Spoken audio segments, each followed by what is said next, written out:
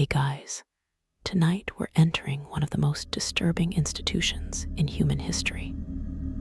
We're going to explore what would happen if you, a perfectly sane person by modern standards, were committed to a Victorian asylum for just 1 week.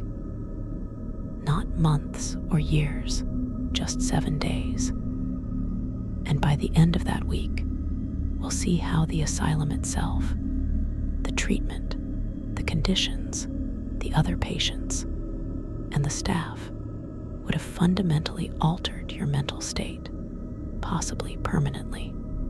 So before we descend into this particularly dark corner of Victorian medicine, take a moment to like the video and subscribe, but only if you genuinely enjoy what we do here.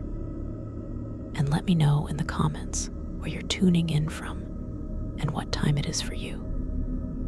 It's always fascinating to see who's joining us from around the world, especially those of you settling in for the night. Now, dim the lights, maybe turn on a fan for that soft background hum, and let's ease into tonight's journey together. The Victorian era, spanning roughly from 1837 to 1901, was a time of tremendous progress in many areas: industrialization, scientific advancement, social reform. But when it came to mental health, the Victorians were operating in near total darkness, guided by theories that were at best misguided and at worst actively harmful. Asylums, which had been intended as humane alternatives to prisons and poorhouses, had become warehouses for any one society deemed inconvenient, unmanageable, or simply different.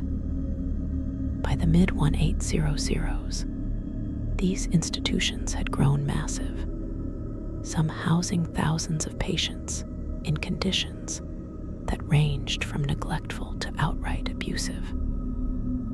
And the terrifying thing is that getting into an asylum was shockingly easy, while getting out was nearly impossible. Let's start with how you might have ended up in a Victorian asylum in the first place.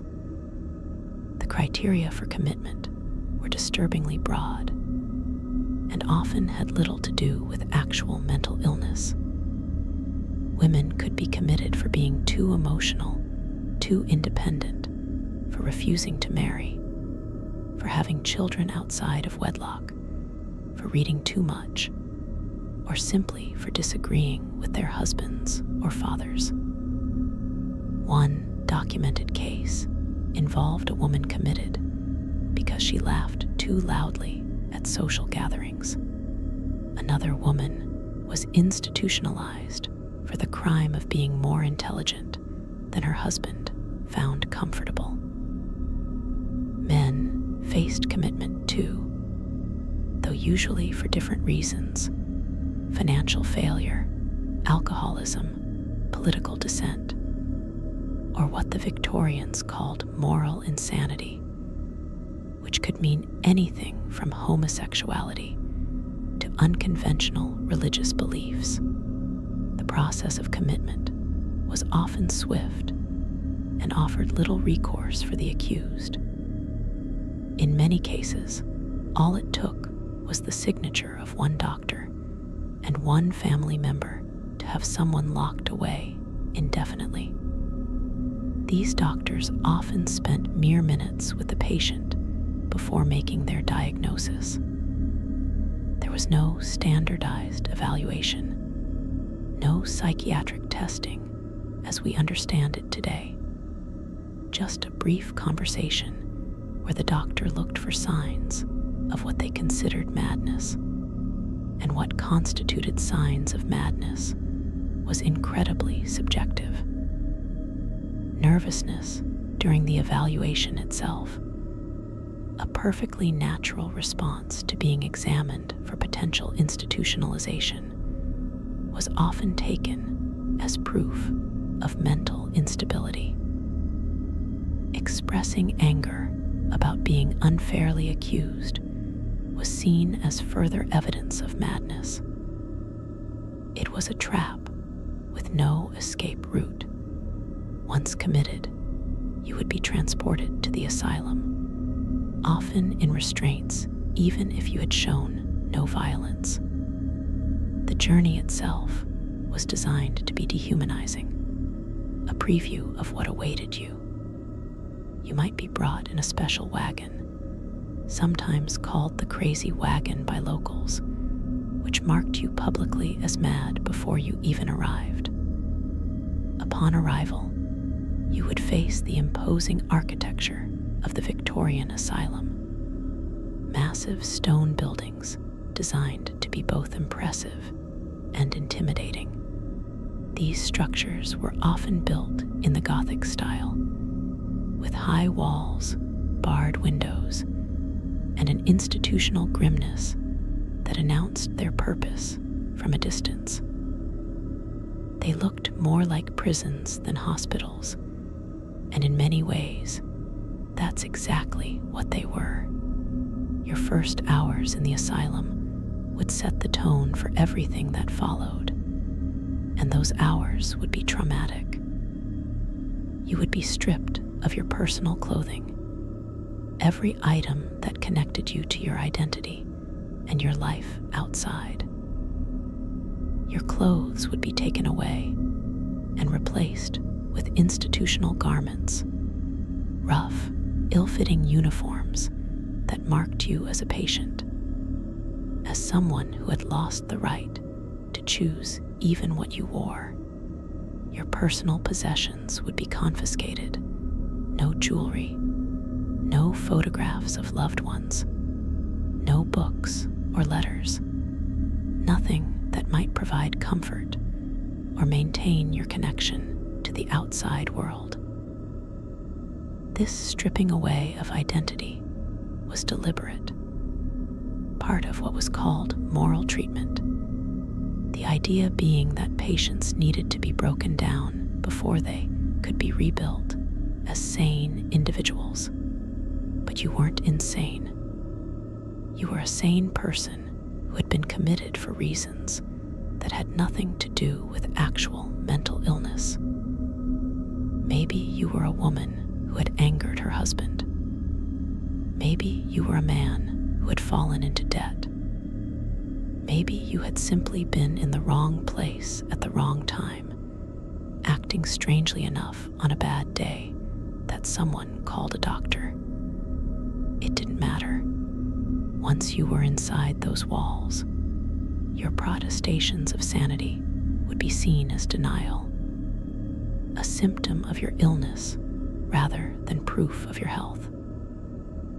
This is perhaps the most psychologically devastating aspect of Victorian asylums, the complete inability to prove your sanity. Every argument you made, every piece of evidence you offered, would be reinterpreted through the lens of madness. After being stripped and dressed in institutional clothing, you would undergo what was called admission processing, though humiliation ritual would be a more accurate term. You would be bathed, roughly, by attendants who saw this task as a chore rather than an act of care. The baths were often cold, the soap harsh, the process degrading.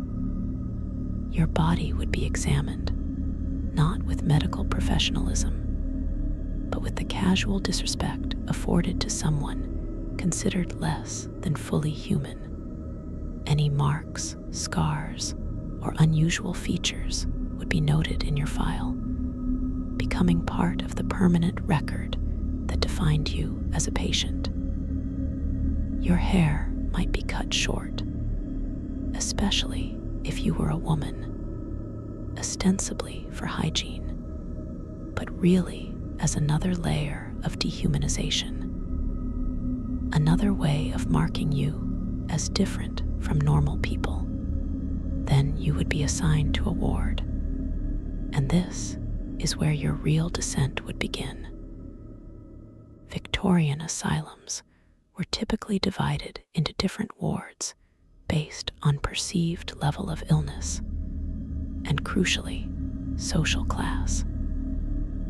If you came from a wealthy family, you might be placed in a private ward with slightly better conditions. But most people ended up in the common wards, large dormitory-style rooms that housed dozens of patients together with minimal supervision and even less privacy. The ward would be your world for the foreseeable future, and it was a world carefully designed to destroy any sense of autonomy or normalcy you might still possess. The first thing you would notice about the ward would be the noise. Victorian asylums were incredibly loud, constantly, overwhelmingly loud. Patients screamed, some from genuine distress, others from boredom or frustration, others because screaming was the only form of expression left to them. Some patients talked to themselves or to imaginary companions, carrying on conversations that made sense only to them. Others banged on walls or doors, rhythmic thumping that could go on for hours. Still others simply moaned or wept, sounds of despair that formed a constant background chorus. This noise never stopped, not during the day and not at night. There were no quiet hours, no respite from the auditory assault. Sleep, when it came, would be fitful and frequently interrupted. The smell would be the second assault on your senses. Victorian asylums stank, uniformly and horrifically.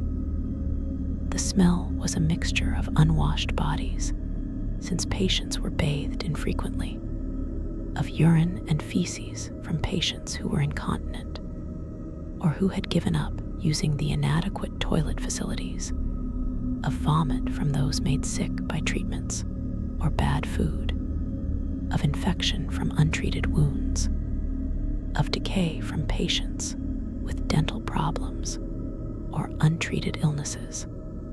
Add to that the smell of harsh lye soap used for cleaning, though never frequently enough, the smell of damp stone walls that never quite dried, and the smell of whatever cheap, often rancid food was being served.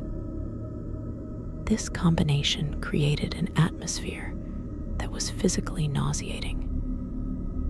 You would never get used to it, though after a few days your sense of smell might become somewhat dulled as a defensive mechanism. The visual scene in your ward would be equally disturbing. You would see patients in various states of distress and dysfunction. Some would be catatonic, sitting or standing motionless for hours, staring at nothing. Others would be hyperactive, packing endlessly, unable to sit still. Some would be engaged in repetitive behaviors, rocking back and forth, picking at their skin, pulling out their hair. You would see patients who had been there for years, institutionalized to the point where they had lost all connection to normal human behavior. They might eat with their hands, defecate in corners, attack other patients without provocation. And you would see newer patients, people who still had some spark of their former selves, terror visible in their eyes as they realized what was happening to them. The other patients would become both your constant companions and a source of ongoing trauma. Some would be genuinely mentally ill by any standard, suffering from schizophrenia, severe bipolar disorder, advanced dementia, or other conditions that the Victorians had no ability to treat effectively. These patients needed help, but the asylum wasn't providing it. Instead, it was warehousing them, keeping them confined while their conditions worsened. Other patients would be like you, people who didn't belong there, whose only illness was having been inconvenient to someone with power. These were often the most heartbreaking cases because you could see the desperation in them, the frantic attempts to prove sanity, the gradual deterioration as weeks turned to months and months to years. You would quickly learn that there was a hierarchy among patients, and that this hierarchy was enforced brutally. Stronger patients would dominate weaker ones, stealing their food, taking their sleeping spots, sometimes attacking them for no reason other than boredom or because they could. The staff did little to prevent this. In fact, some staff members encouraged it, finding it easier to manage patients who were fighting among themselves rather than directing their energy toward resistance or escape. Sexual assault was common in Victorian asylums, both between patients and, horrifyingly, perpetrated by staff members who had essentially unlimited access to vulnerable people. If you were victimized, reporting it would be pointless. Who would believe an insane person's accusations? The daily routine in the asylum would quickly become another source of psychological torment. Victorian asylums operated on strict schedules, with every moment of the day accounted for and controlled. You would be woken early, often before dawn, not gently, but with bells or shouting from attendants. There would be no consideration for whether you had managed to sleep, no allowance for grogginess or confusion. You would be expected to rise immediately and begin the day's activities. Failure to comply would result in punishment, which might range from loss of privileges, though what privileges you had were minimal, to physical restraint or solitary confinement. Breakfast would be a grim affair. The food in Victorian asylums was notoriously bad, not just unappetizing, but often genuinely unsafe. Budgets for patient meals were minimal, and corruption meant that even those small budgets were often skimmed by administrators. You might receive a bowl of gruel, thin and flavorless, perhaps some bread that was stale or moldy, occasionally a piece of fatty meat of indeterminate origin. The food was served in conditions that would horrify modern health inspectors. Dishes were rarely washed properly. Utensils, when provided, were scarce and shared. Many patients ate with their hands. The dining area would be crowded, noisy, and chaotic, with patients grabbing at food, spilling things, sometimes fighting over portions. The experience would make eating, normally a basic comfort, into another ordeal to be endured. After breakfast would come what the asylum called therapeutic activities, though there was little therapeutic about them. In the best case scenario, you might be put to work. Victorian asylums used patient labor extensively, partly as supposed therapy, the idea being that work was morally improving, and partly because it was free labor that helped keep the institution running. You might be assigned to do laundry, an exhausting task done with primitive equipment and harsh chemicals that burned your hands. Or you might work in the asylum farm or garden, if there was one, doing hard physical labor in all weather. Or you might be put to menial tasks like scrubbing floors or cleaning toilets. Work that was both physically exhausting and psychologically degrading. But not all patients were assigned work. Some were simply left to sit, with nothing to do, no activities, no books, no conversation, just endless empty hours to fill. This enforced idleness might sound preferable to hard labor, but it was its own form of torture. Humans need stimulation, need purpose, need something to occupy their minds. Without it, psychological deterioration is almost inevitable. You would watch the hours crawl by with agonizing slowness, each minute feeling like an hour, each hour like a day. You would try to occupy yourself, perhaps by counting the bricks in the wall or watching patterns of light move across the floor. But these small diversions would quickly become obsessive, your mind latching onto them simply because there was nothing else. This is how sane people begin to develop the repetitive behaviors associated with institutionalization. It's not illness, it's adaptation to an environment of sensory deprivation. The staff of the Victorian Asylum would be another major source of trauma. These were not trained mental health professionals in any modern sense. They were attendants, often drawn from the lowest economic classes, who took these jobs because they required no education and offered steady employment. Some were genuinely compassionate people doing their best in an impossible situation.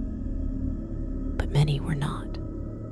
Many were bullies who enjoyed the power they had over helpless patients.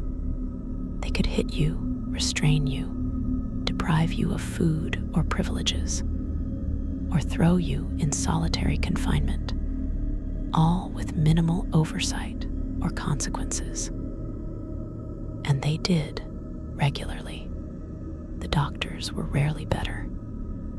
Victorian asylum doctors were often failed physicians who couldn't establish successful private practices, or young doctors just out of medical school with no experience and no idea what they were doing.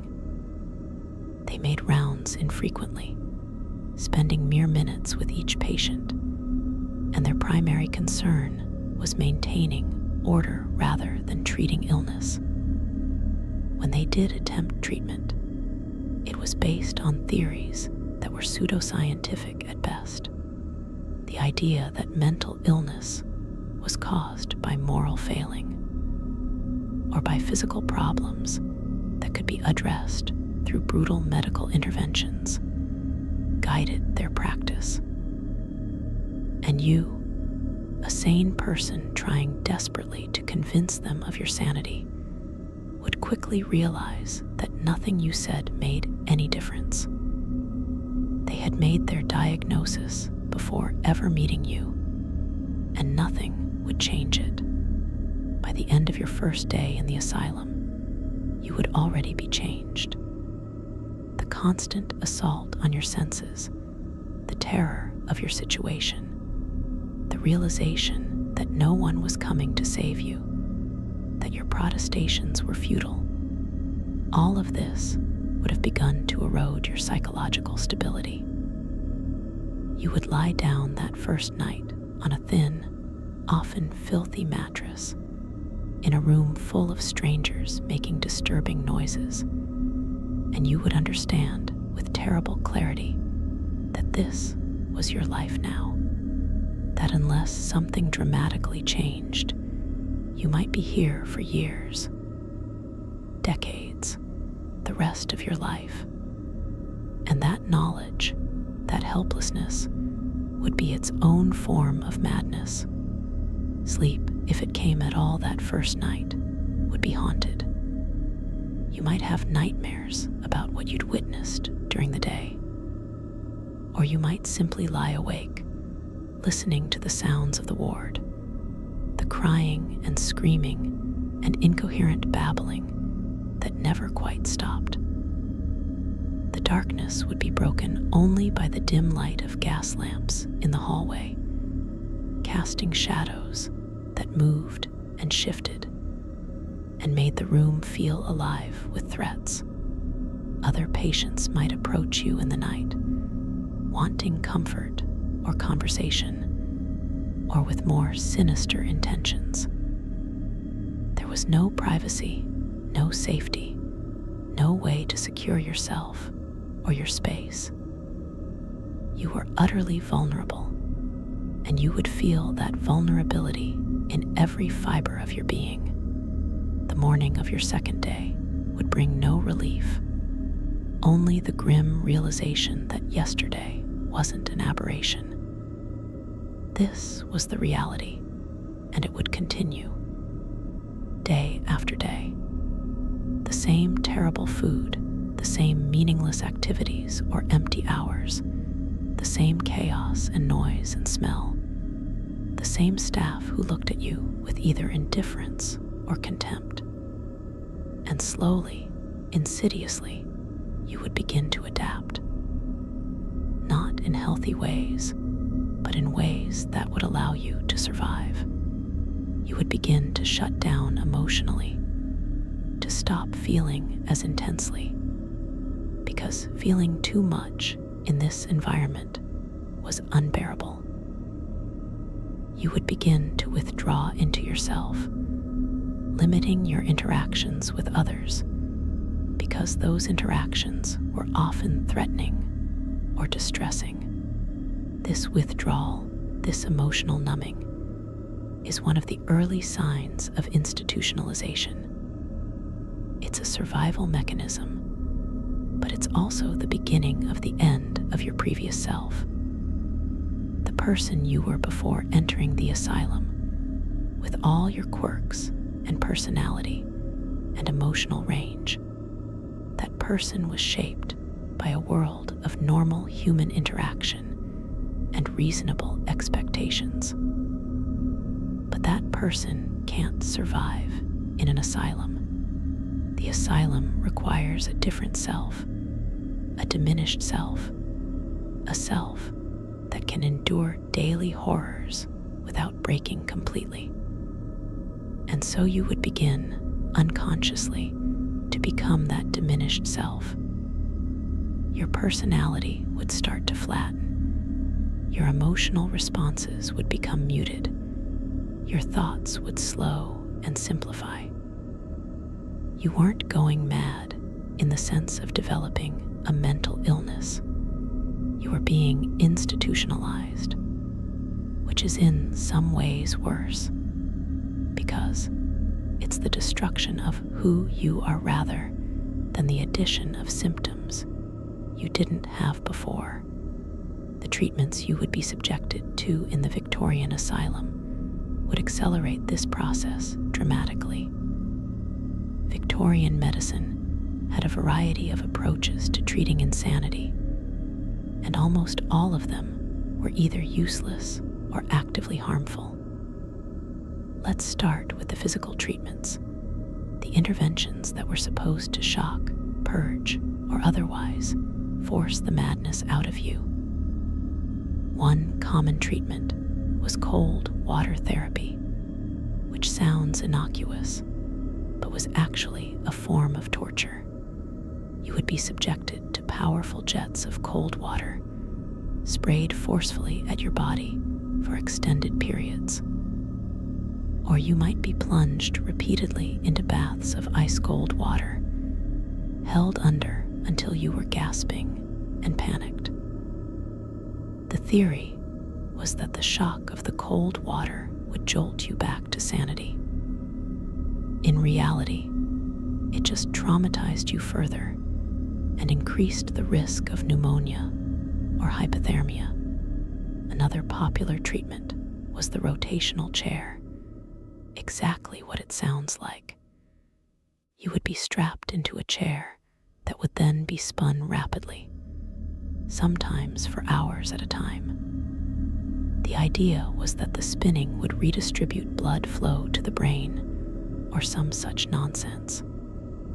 In reality, it made you violently nauseous, disoriented, and terrified. Patients who underwent this treatment would vomit profusely, lose consciousness, and sometimes suffer injuries from the violent motion. But doctors persisted with it because they believed they were seeing results, mistaking terror and exhaustion for cure. Bloodletting was another treatment that Victorian asylum doctors clung to despite its obvious dangers. The theory, inherited from ancient medicine, was that mental illness was caused by an imbalance of bodily humors, and that draining blood would restore balance. So you might find yourself held down while a doctor opened a vein in your arm and let blood flow into a basin until you became weak and dizzy. The amount of blood taken was often substantial, enough to leave you anemic and exhausted for days afterward. And if the initial bloodletting didn't produce the desired effect, which it never did, since the desired effect was based on completely false medical theory, it might be repeated.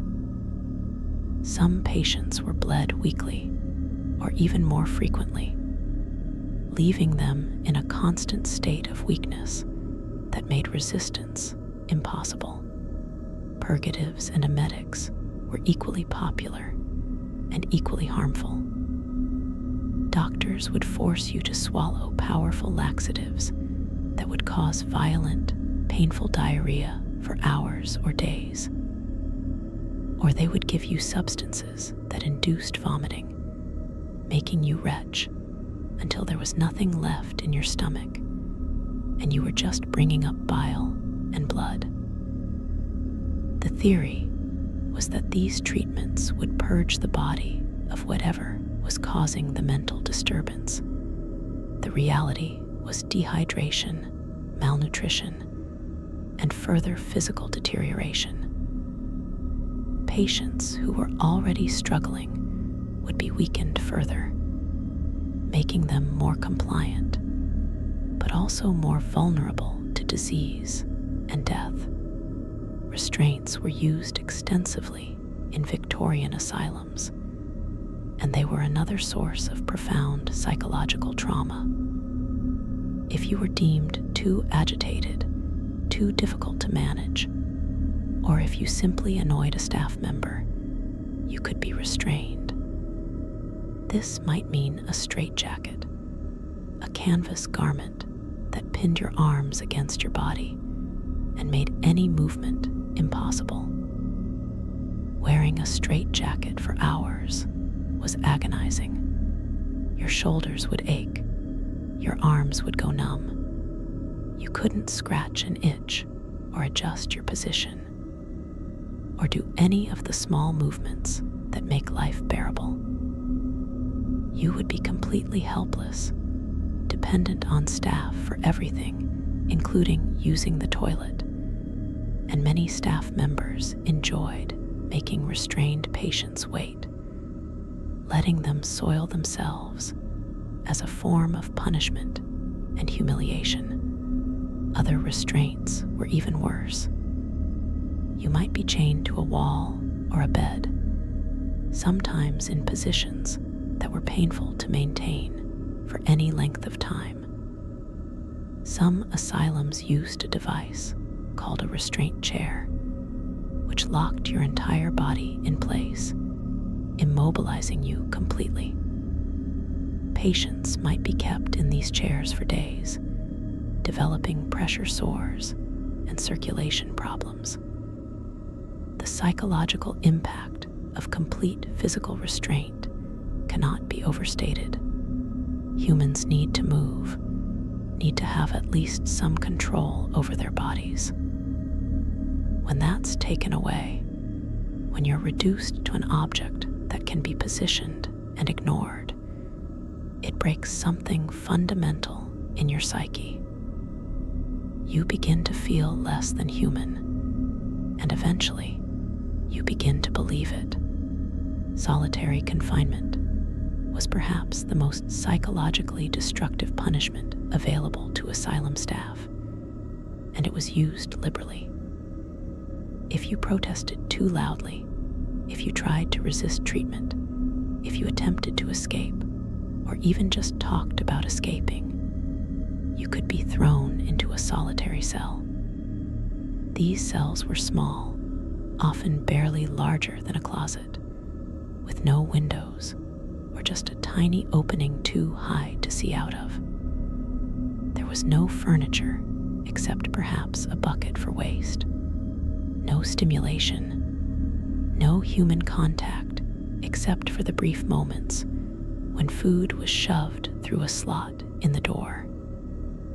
Just darkness, silence, and your own thoughts. The human mind is not designed for prolonged isolation. Within days of solitary confinement, you would begin to experience psychological deterioration. Time would lose meaning. You would lose track of whether it was day or night, whether you'd been there for hours or days. Without external stimulation, your mind would begin to generate its own. Hallucinations would start to develop. You might see patterns in the darkness, hear voices that weren't there, feel presences in the cell with you. These weren't signs of madness in the traditional sense. They were your brain's desperate attempt to compensate for sensory deprivation. But the Victorian doctors didn't understand that. If you came out of solitary reporting hallucinations, that would be taken as proof that you were truly insane, justifying your continued confinement. The lack of privacy in the asylum was another constant source of psychological stress. You were never alone, except when in solitary confinement, which was its own horror. Every moment of your day was observed, every action scrutinized. You had no space that was truly yours, no possessions you could control. Even your most intimate bodily functions were performed in front of others.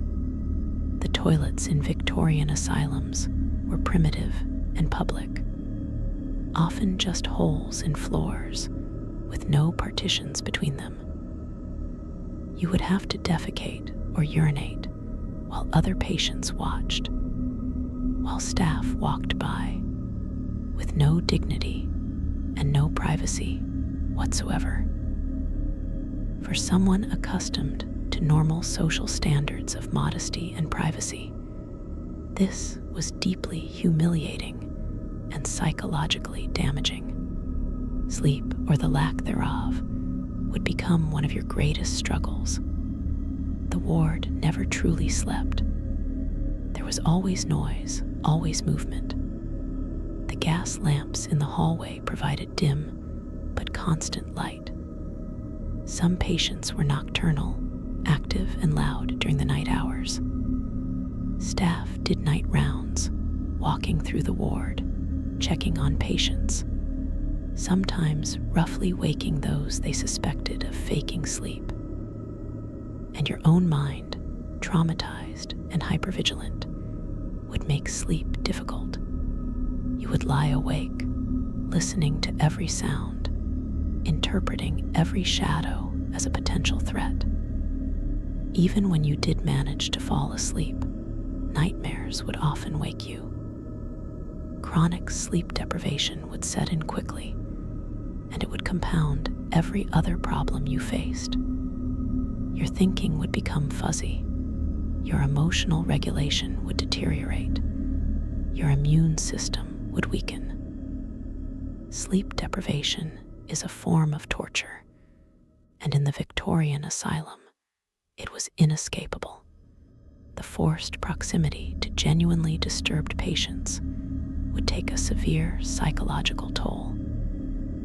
You would witness behaviors and suffering that would haunt you. You might see a patient having a complete psychotic break, screaming about demons or enemies that only they could see, attacking invisible foes, or cowering from imaginary threats.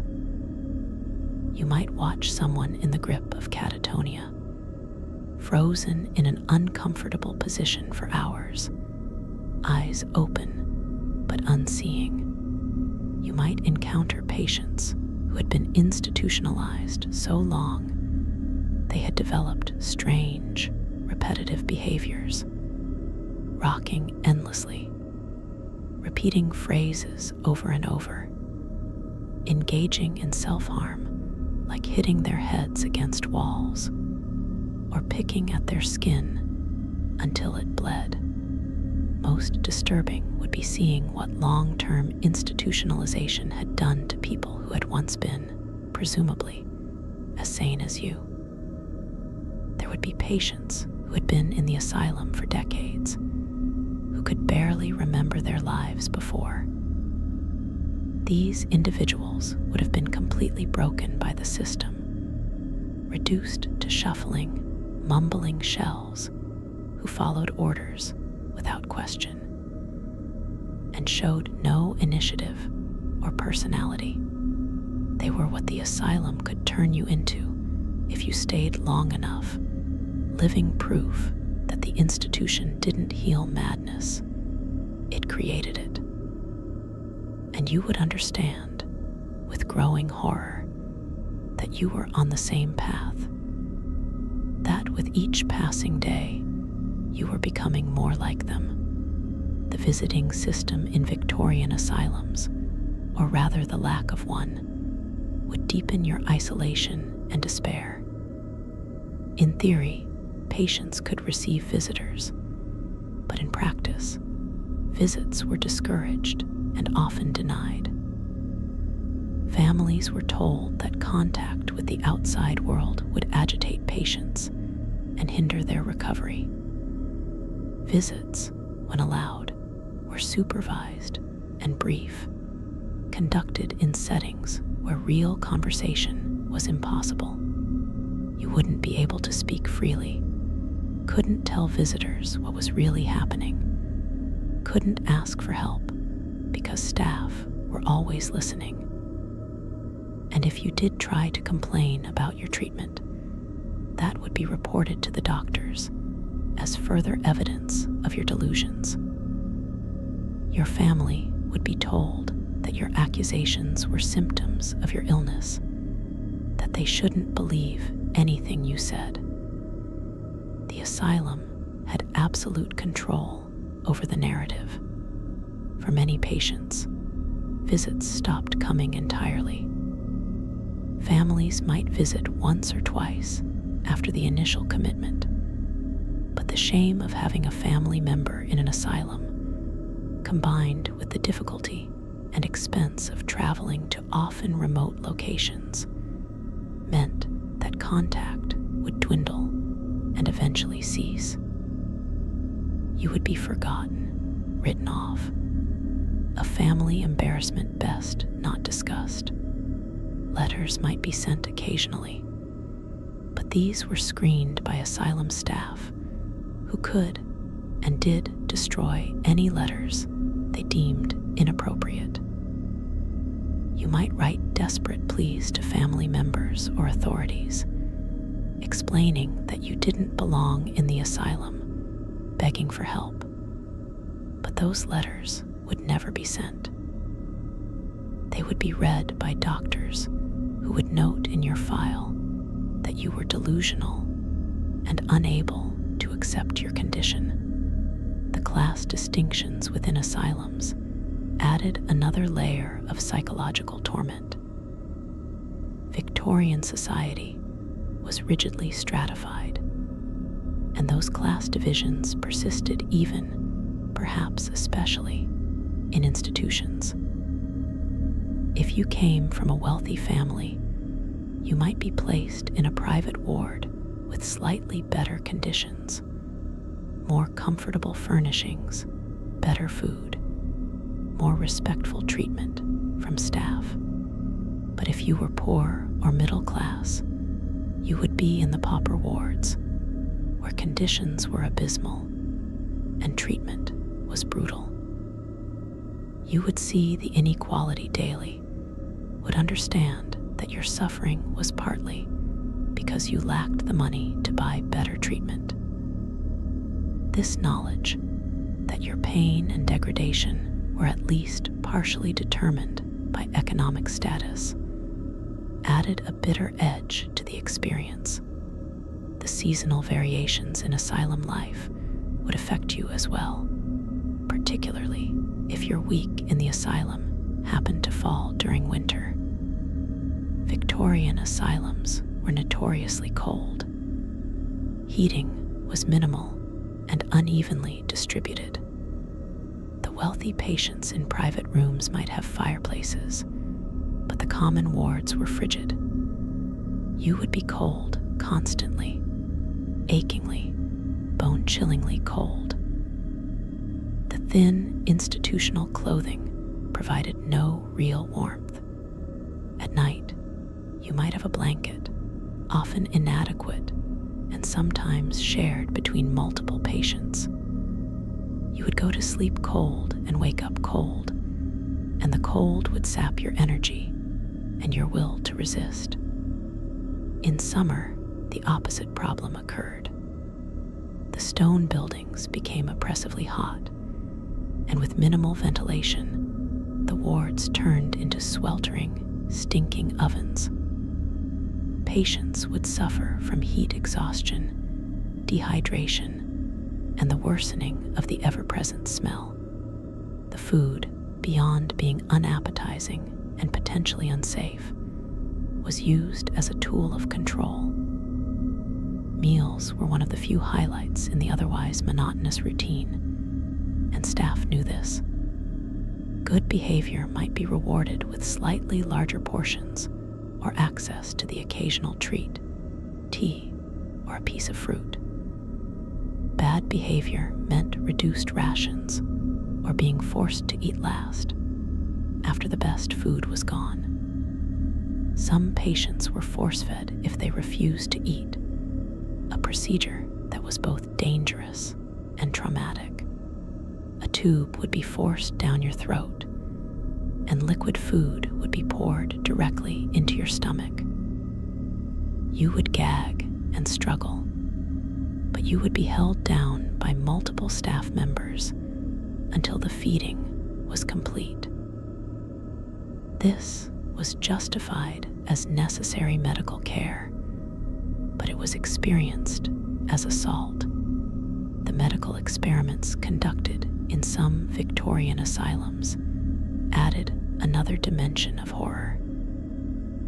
In the name of advancing medical science, doctors would try experimental treatments on patients who had no ability to consent or refuse. You might be subjected to new drugs whose effects were unknown, chemicals that might make you violently ill or cause lasting damage. You might undergo surgical procedures, including early forms of brain surgery that were more likely to kill or permanently disable you than to help. The asylum was in many ways a laboratory, and you were a test subject with no rights and no recourse. If an experiment went wrong, if you were harmed or disabled, that would simply be noted in your file as part of your condition, not as medical malpractice. Photography became a tool of the asylum in the later Victorian period, and this introduced a new form of violation. You might be photographed without your consent, your image captured at your worst moments, disheveled, distressed, or sedated. These photographs would be used in medical texts and lectures, shared among doctors as examples of different types of insanity. Your face, your suffering, would become teaching material, viewed by strangers who saw you not as a person, but as a specimen. The lack of control over your own image, the knowledge that you were being displayed and discussed, added another layer to the dehumanization you experienced. The concept of moral treatment, which was supposed to be humane and therapeutic, often manifested as infantilization and control. You would be spoken to as if you were a child, regardless of your age or former status. Your opinions would be dismissed, your requests ignored or denied without explanation. You would be expected to obey instantly and without question, and any hesitation or pushback would be punished. This treatment was based on the idea that insane people were like children who needed firm guidance to regain their reason. But the effect was to strip away your adult identity and agency, reducing you to a state of enforced helplessness and dependency. Religious instruction was often forced upon asylum patients, regardless of their faith or lack thereof. The Victorians believed strongly in the connection between moral failing and mental illness, so religious education and prayer were seen as therapeutic. You might be required to attend chapel services multiple times per week, to pray at prescribed times, to listen to sermons about sin and redemption. If you were not Christian, or if you had lost your faith, this would be ignored. You would be forced to participate in religious activities as part of your treatment. Refusing would be seen as further evidence of moral depravity and insanity, resulting in punishment. Your inner spiritual life, your beliefs and doubts and questions, would be subject to institutional control, just like everything else about you. The hierarchy among staff created its own problems. Attendants, who had the most direct contact with patients, were at the bottom of the staff hierarchy. They were poorly paid, poorly trained, and poorly supervised. This created an environment where abuse could flourish. An attendant having a bad day might take out their frustrations on patients who couldn't fight back. Attendants who were naturally cruel found a perfect outlet for their cruelty. A population of victims who could be hurt with impunity. And even attendants who weren't deliberately cruel often became callous through repeated exposure to suffering, and through the institutional culture that treated patients as less than human. The doctors at the top of the hierarchy were often absent or indifferent. They would make their rounds quickly, spending minimal time with each patient, relying on the reports of attendants who might have personal grudges or biases. A doctor might base their entire assessment of your condition on a 2-minute conversation during which you were nervous, confused, or frightened.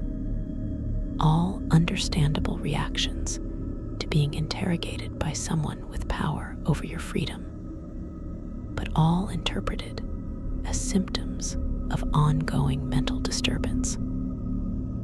The doctor's theories about mental illness were often bizarre by modern standards, involving ideas about brain inflammation, uterine disorders in women, or moral weakness.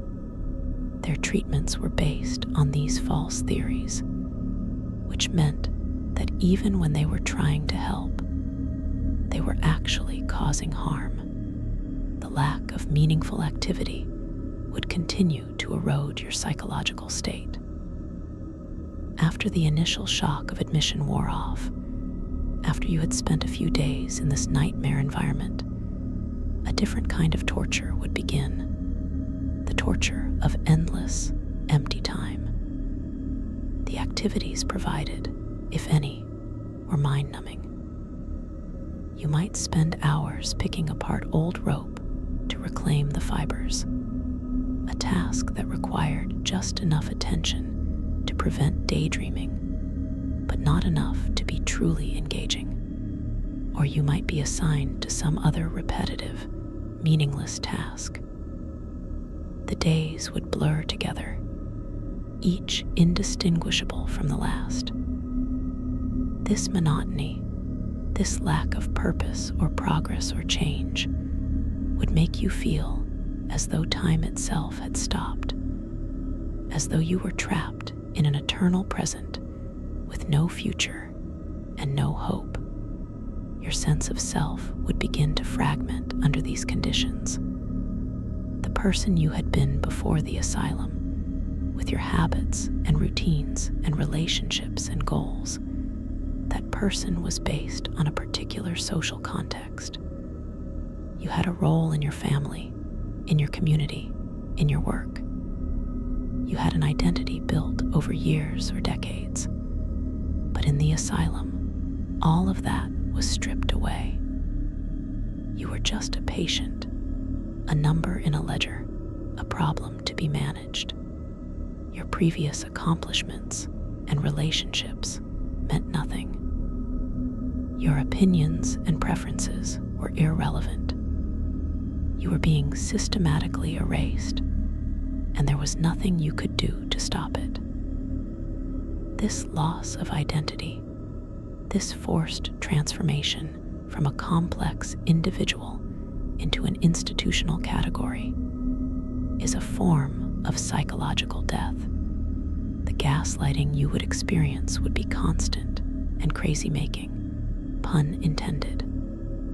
Every time you protested your sanity, you would be told that denial was a symptom. Every time you pointed out the insanity of your situation, being locked up despite being well, you would be told that lack of insight was a symptom. Every emotion you expressed would be pathologized.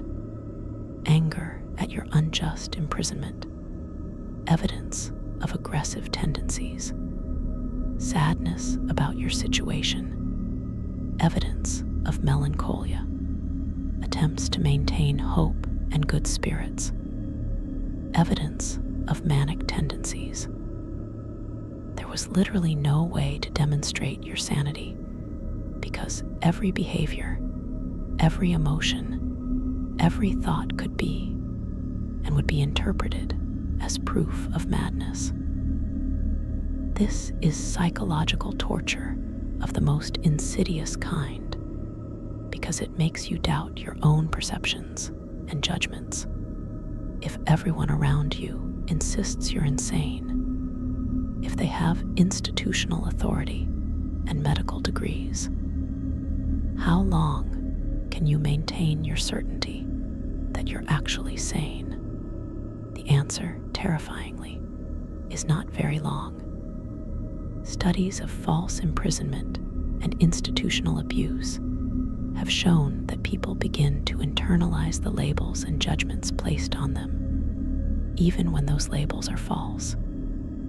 This is called institutional neurosis or institutionalization syndrome, and it develops quickly. Within days or weeks, you would begin to show signs of it. You would become more passive, more compliant, less likely to advocate for yourself. Your emotional responses would flatten. Your initiative would disappear. You would begin to define yourself in relation to the institution rather than in relation to your previous life. You would start to think of yourself as a patient rather than as a person who was wrongly imprisoned. This isn't weakness. It's a survival adaptation to an impossible situation. But it's also the beginning of the very madness that justified your imprisonment in the first place. The asylum would be creating the insanity it claimed to treat. By the middle of your week in the asylum, around day 4 or 5, you would be noticeably changed. The constant stress, the sleep deprivation, the poor nutrition, the sensory overload, the lack of meaningful activity, all of this would have taken a visible toll. You would move more slowly, think more slowly. Your appearance would have deteriorated. You would look unkempt, exhausted, older. Your eyes would have a different quality, perhaps more vacant, perhaps more fearful, but definitely different. Staff would notice these changes and would note them as evidence that your true condition was manifesting, that the mask of sanity you had been wearing was slipping. They wouldn't recognize these changes for what they actually were, the result of trauma and a toxic environment. They would see them as vindication of the original diagnosis. Your relationships with other patients would have evolved by this point. In the first days, you probably tried to keep your distance, to avoid interacting with people who seemed disturbed or dangerous. But isolation is unbearable, and you would gradually begin to form connections, however tentative and strange. You might find yourself talking to other patients, sharing whispered conversations about your situations, offering comfort or receiving it. Some of these connections might be relatively normal. Interactions with other wrongly committed individuals who are still fighting to maintain their sanity and identity. Others would be more disturbing. Conversations with people who were clearly suffering from severe mental illness, but who, in their lucid moments, might show unexpected kindness or insight. These relationships would be one of the few sources of human connection available to you, but they would also be fraught with danger and unpredictability. The realization that escape was essentially impossible would hit you hard around the midpoint of your week. In the first few days, you probably harbored hopes of getting out, of somehow proving your sanity, of family coming to rescue you. But by day 4 or 5, you would understand that those hopes were fantasies. The asylum was designed to prevent escape. The doors were locked, the windows barred. The staff were vigilant. Other patients would report escape attempts, either out of genuine belief that they were helping you by preventing you from leaving your treatment, or because they would be rewarded for informing. Even if you somehow got out of the building, the asylum grounds were often extensive and walled. And even if you made it off the grounds, where would you go? You had no money, no clothes except your institutional garments, and you were legally committed. The authorities would simply catch you and bring you back, and your escape attempt would result in harsher conditions, restraints, solitary confinement, punitive treatments. The trap was perfect, and recognizing that would crush something vital in your spirit, the treatment methods would become more invasive and disturbing as your week progressed. If you continued to insist on your sanity, if you showed what staff interpreted as resistance or lack of progress, more aggressive interventions would be authorized. One particularly horrifying practice was the use of blistering agents. Doctors would apply caustic substances to your skin, often on your scalp or back, causing painful blisters to form. The theory was that creating an external inflammation would draw out the internal inflammation, supposedly causing your mental disturbance. In reality, it just created infected, agonizing wounds that would take weeks to heal. You would be in constant pain, unable to lie down comfortably, unable to forget, even for a moment, that you were being systematically tortured in the name of medicine. Hydrotherapy extended beyond the cold water treatments already mentioned.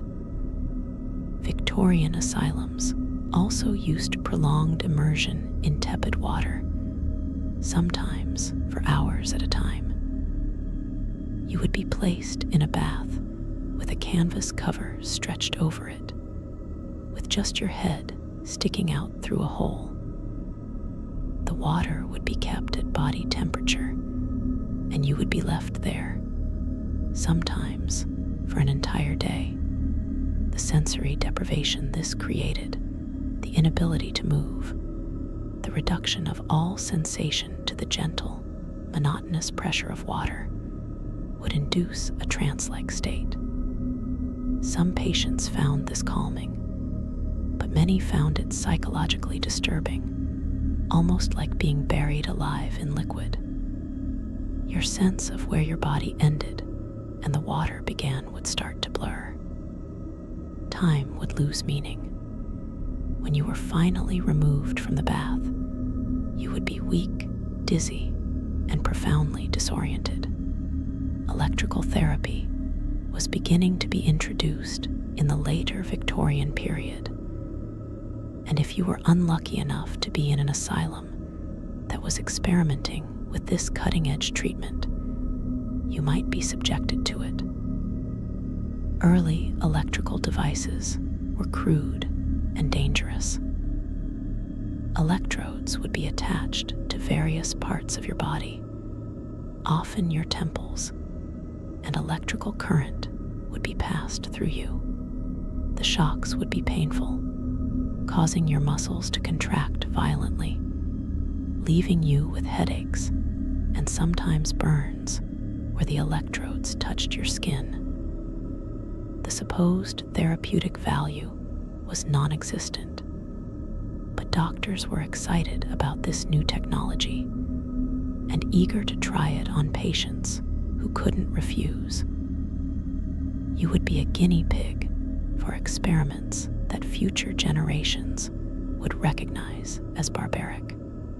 The dietary experiments were another form of institutionally sanctioned abuse. Some Victorian doctors believed that mental illness could be treated through careful management of diet. This sometimes meant near-starvation diets, reducing your food intake to minimal levels to calm the system. Other times, it meant force-feeding of particular foods thought to have medicinal properties.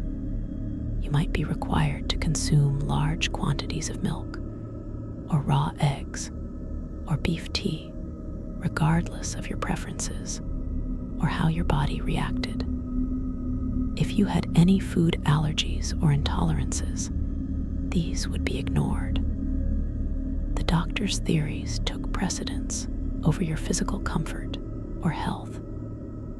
Malnutrition was common in asylums, and it contributed to the physical deterioration and susceptibility to disease that made asylum life so dangerous.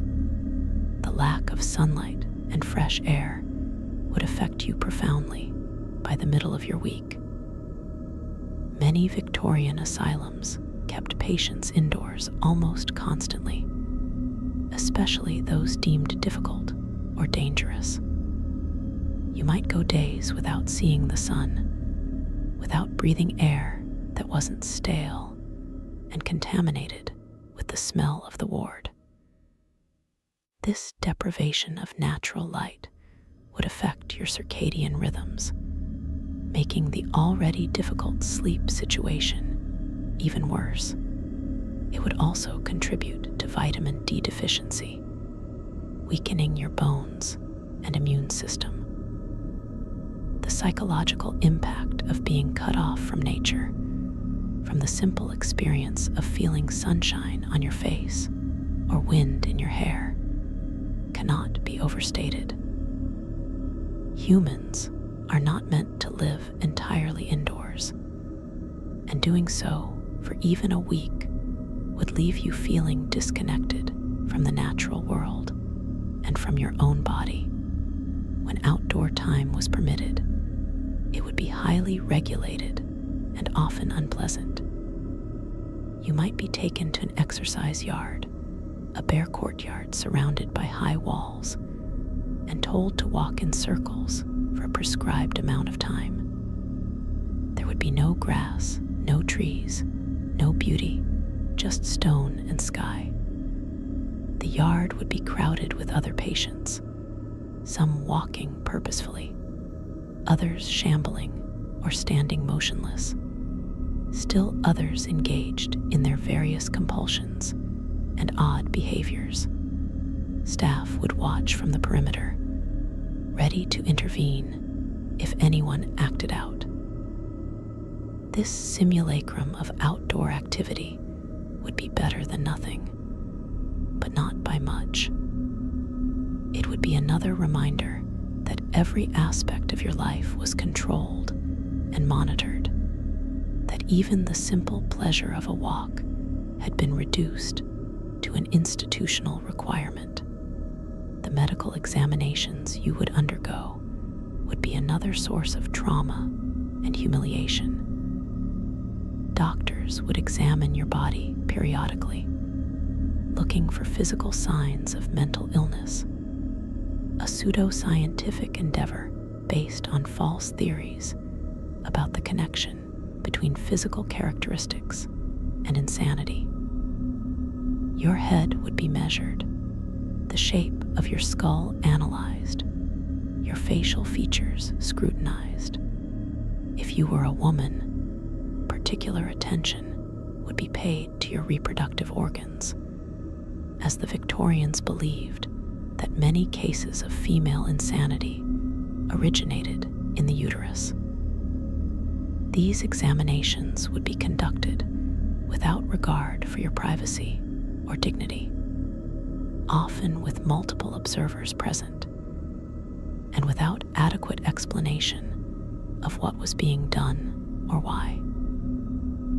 You would be treated as a specimen to be studied rather than as a person deserving of respect and courtesy. The witnessing of violence would become routine by the middle of your week, and this normalization of violence would change you in fundamental ways. You would see staff hitting patients, dragging them roughly, throwing them into restraints or isolation cells. You would see patients attacking each other, sometimes in rage, sometimes in confusion, sometimes in response to perceived threats that only they could see. You would see the aftermath of these attacks, the bruises and cuts, the broken bones, the blood, and gradually, these scenes would stop shocking you. They would become part of the background, expected rather than exceptional. This normalization is a psychological defense mechanism, but it's also a sign of moral injury. When violence becomes ordinary, when you stop being shocked by cruelty, something essential in your humanity has been damaged. Your own capacity for violence might surprise you. In normal life, you might never have hit another person, might pride yourself on being peaceful and rational. But in the asylum, in an environment of constant threat and zero effective authority to appeal to, You might find yourself using violence in self-defense or retaliation. A patient who took your food might get shoved. Someone who threatened you might get hit. This discovery of your own capacity for violence would be disturbing, would make you question who you were becoming. But it would also be necessary for survival. Patients who never defended themselves became perpetual victims, targeted again and again. The asylum was creating in you the very traits it claimed to be treating: aggression, paranoia, the willingness to hurt others to protect yourself. The despair that would set in by day 5 or 6 would be like nothing you had experienced before. This wouldn't be the sadness of grief or disappointment, emotions you had probably felt in your life before the asylum.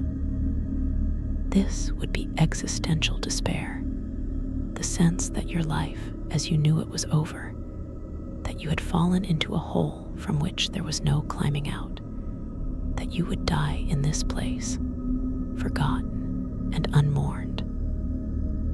This kind of despair is physically palpable. It would sit in your chest like a weight, making breathing difficult. It would cloud your thoughts, making it hard to remember why you should continue trying to survive. You would understand, perhaps for the first time, why some asylum patients gave up, stopped eating, stopped fighting, and simply let themselves fade away. Suicidal ideation would likely develop, if it hadn't already. In an environment this hopeless and painful, death would begin to seem not like a tragedy, but like a release. You would start to notice the ways you might end your life, the bars on the windows that could be used for hanging, the shards of broken pottery that could be used for cutting, the possibility of simply refusing to eat until your body gave out. These thoughts would be terrifying because they would come from a part of your mind you didn't recognize, a part that had been created by the asylum's brutality.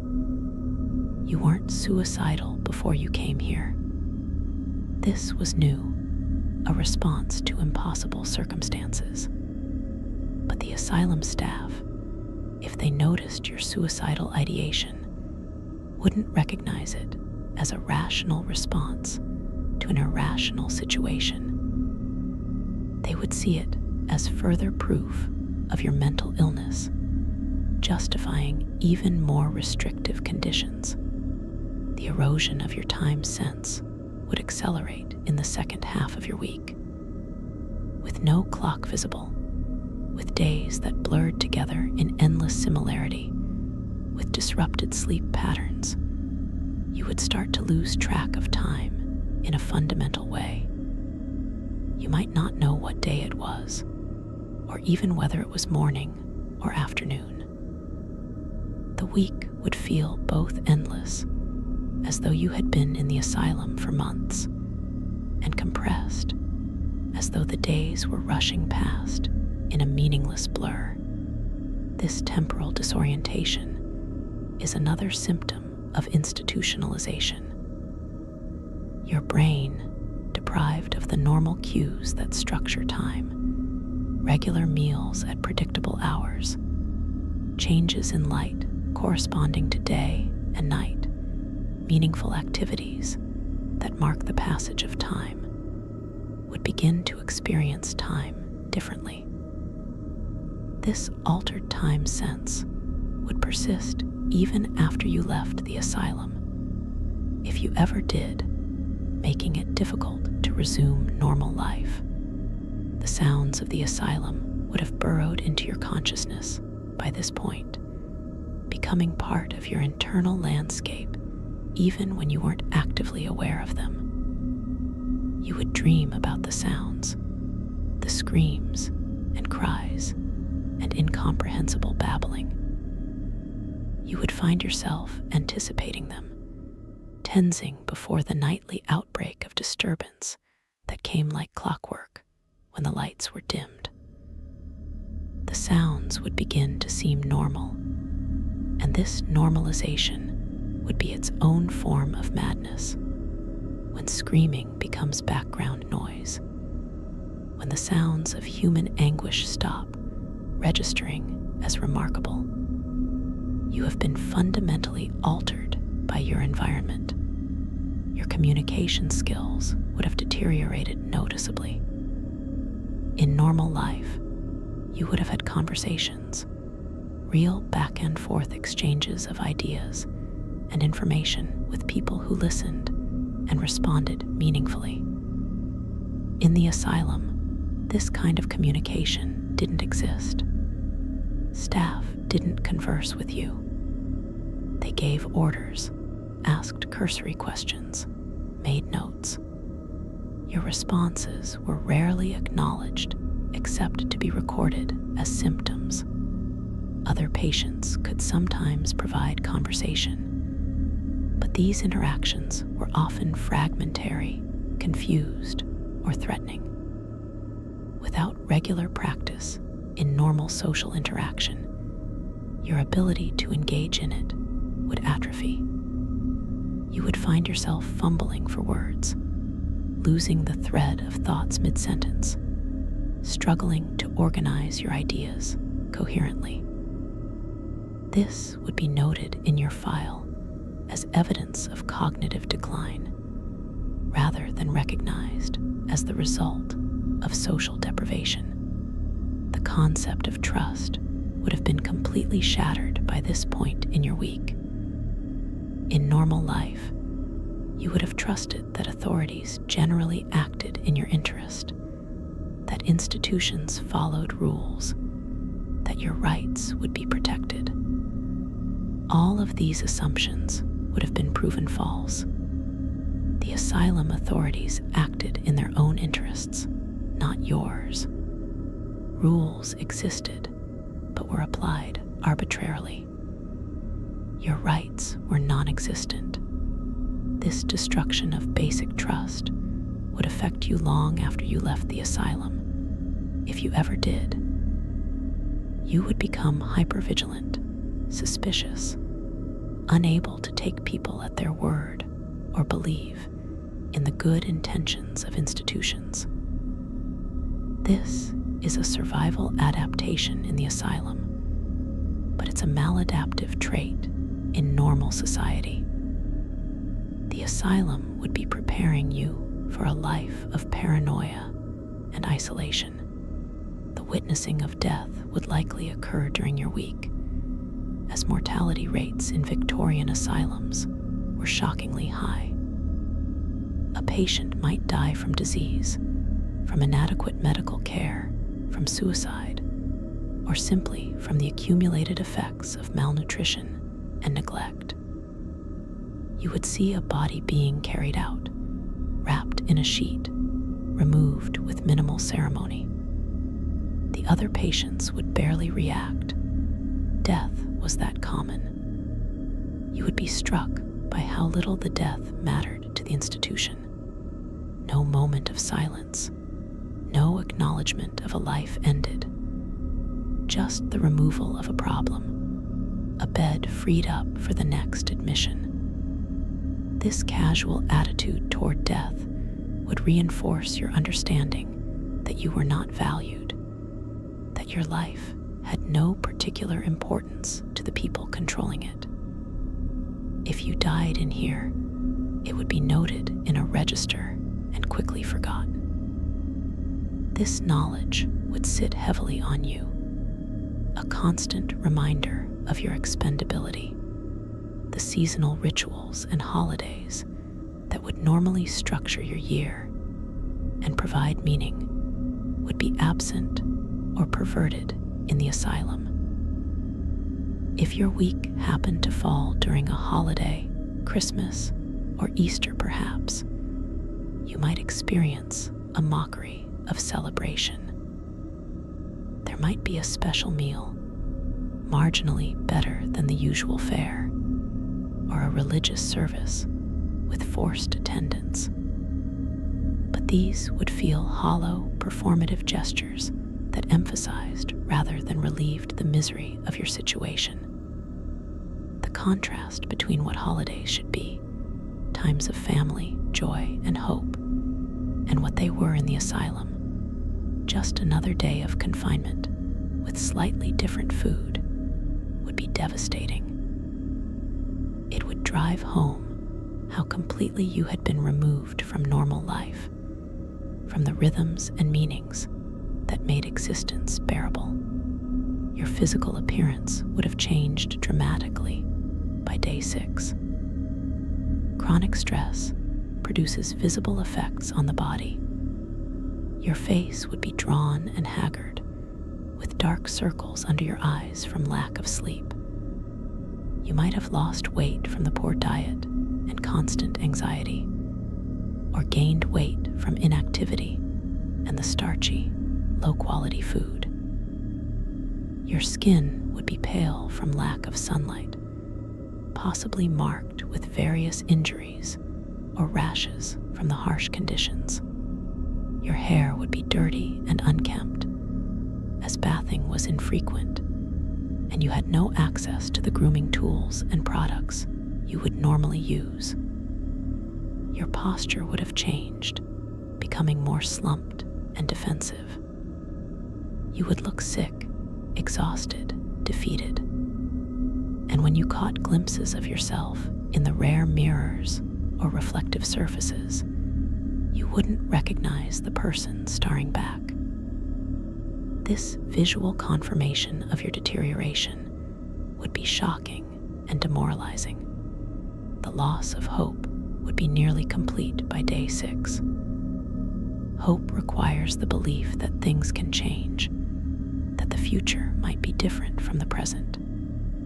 But everything about the asylum was designed to create a sense of permanence and inevitability. The unchanging routine, the walls and bars, the staff's insistence that you needed to be here, the absence of any timeline for release, all of this would combine to create a feeling that this was your life now, forever. Without hope, the human spirit begins to die. You would find yourself going through the motions of existence, eating when fed, moving when told, but with no investment in your own survival or well-being. This is what the Victorians called moral idiocy, the endpoint of institutionalization, where the patient has given up entirely. They thought it was a symptom of disease. It was actually the logical response to an environment of unrelenting bleakness. The small acts of kindness you might occasionally receive would be disproportionately meaningful in this context. A staff member speaking to you with basic human respect. Another patient sharing a small piece of contraband food. A moment of sunlight through a window warming your face. These tiny reprieves would stand out against the background of constant misery, and you would find yourself pathetically grateful for them. Grateful in a way you never were for much greater comforts in your previous life. This is another aspect of institutionalization, the recalibration of your expectations downward, until the bare minimum of decent treatment seems like a gift. It's a survival mechanism, finding meaning and pleasure in whatever small things are available. But it's also a measure of how much you've been broken. Your family, if you had time to think about them between the various horrors of asylum life, would occupy a complicated space in your thoughts. You might alternate between desperately missing them and feeling angry at them for allowing this to happen to you. Even if you understood intellectually that they couldn't have prevented your commitment, that they they might not even know where you are or what conditions you're living in. Emotionally, you would feel abandoned and betrayed. The relationships that defined your identity in your previous life would begin to feel unreal, like they belonged to someone else or were memories from a dream. The asylum was deliberately separating you from your former life, and by day 6, that separation would feel nearly complete. The anticipation of what would come next after your week was up would be a source of intense anxiety if you were somehow aware that your stay was time limited. But most asylum patients had no such knowledge. They didn't know if they would be released tomorrow, next year, or never. This uncertainty was its own form of torture. At least prisoners had sentences, knew when their confinement would end. Asylum patients existed in an indefinite present with no promised future. If you somehow knew you had only one more day to survive, that knowledge would be both a comfort and a source of terror. Comfort because the end was in sight. Terror because you would understand that one more day in this place could push you past the point of no return, could damage you in ways that wouldn't heal even after you left. The question of whether the damage was permanent would haunt you. Could you recover from a week in a Victorian asylum? Could you return to being the person you were before? The honest answer is complicated. Some people did manage to leave asylums and resume relatively normal lives, though they carried the trauma with them always. Others were permanently changed, unable to fully reintegrate into society, marked by their experiences in ways both visible and invisible. A week was a short stay by asylum standards. Some people were institutionalized for decades, but it was long enough to cause significant psychological harm. The nightmares alone could last for years. The hypervigilance, the difficulty trusting people, the emotional numbing, all of these could become permanent features of your personality. The specific symptoms you would develop during your week would depend partly on your individual psychology and partly on the particular conditions and treatments you experienced. But certain commonalities were nearly universal among asylum survivors. Anxiety would be one, a constant state of heightened alertness and fear that would persist long after the immediate danger had passed. Depression would be another, a deep sadness and loss of pleasure in life that reflected the trauma you had endured. Many survivors developed what we would now call PTSD, experiencing flashbacks, nightmares, intrusive memories, and strong reactions to triggers that reminded them of the asylum. Some developed dissociative symptoms, feeling disconnected from their bodies or their experiences, as a way of coping with overwhelming trauma. The social stigma of having been in an asylum would follow you if you were ever released. Victorian society treated former asylum patients with suspicion and contempt. Even if you were released as cured, which was rare, people would always know you had been institutionalized. This knowledge would affect your ability to find employment, to marry or maintain relationships, to participate fully in social life. You would be marked as someone who had been mad, and that mark was indelible. The asylum's damage extended beyond the individual to affect every aspect of your future life. It was a sentence that continued long after the physical confinement ended.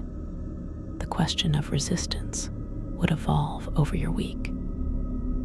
In the first days, you might have actively resisted, protesting loudly, demanding to see authorities, refusing to cooperate with the routine.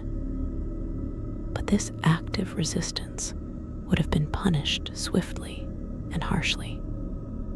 You would have learned that resistance brought restraints, solitary confinement, punitive treatments. By day 6, your resistance would have become more subtle and internal. You might comply outwardly while maintaining a core sense of self inwardly, holding onto the knowledge that you didn't belong here, that you weren't really insane, that this was being done to you unjustly. This internal resistance was harder to maintain than external resistance because there was no reinforcement for it, no one to validate your perspective, everyone around you insisting that you were mad and needed to accept treatment. The erosion of this internal resistance was perhaps the most psychologically significant process of your week. Each time you complied with an unreasonable demand, each time you accepted a degrading treatment without protest, each time you referred to yourself as a patient or acknowledged the authority of the doctors over you, you would be reinforcing the asylum's narrative about you. Slowly, insidiously, you would begin to internalize it. You would start to wonder if maybe they were right, if maybe there was something wrong with you. After all, if you were really sane, wouldn't you have been able to convince them? Wouldn't you have been able to get out? This self-doubt, once it took root, would grow like a cancer, eating away at your certainty about your own mental state. By day 7, the final day of your week in the Victorian Asylum, you would be fundamentally transformed. The person who walked through those doors 7 days ago would be gone, replaced by someone who bore your face, but had been hollowed out and refilled with trauma, fear, and institutional conditioning. This final day would bring the full realization of what had been done to you, and that realization itself would be a form of psychological breaking. You would understand, with terrible clarity, that even if you left today, even if by some miracle you were released, you would carry the asylum with you forever. It had marked you, changed you, damaged you in ways that could never be fully undone. The morning of day 7 would begin like every other morning, with the harsh awakening, the institutional routine, the grim breakfast. But your experience of it would be different. The shock and disbelief that carried you through the first days would be gone. The desperate hope that sustained you through the middle days would be extinguished. You would move through the routine mechanically, a body going through motions, while your mind retreated to some protected space deep inside where the asylum couldn't quite reach. This dissociation, this splitting of consciousness, was both a defense mechanism and a symptom of profound trauma.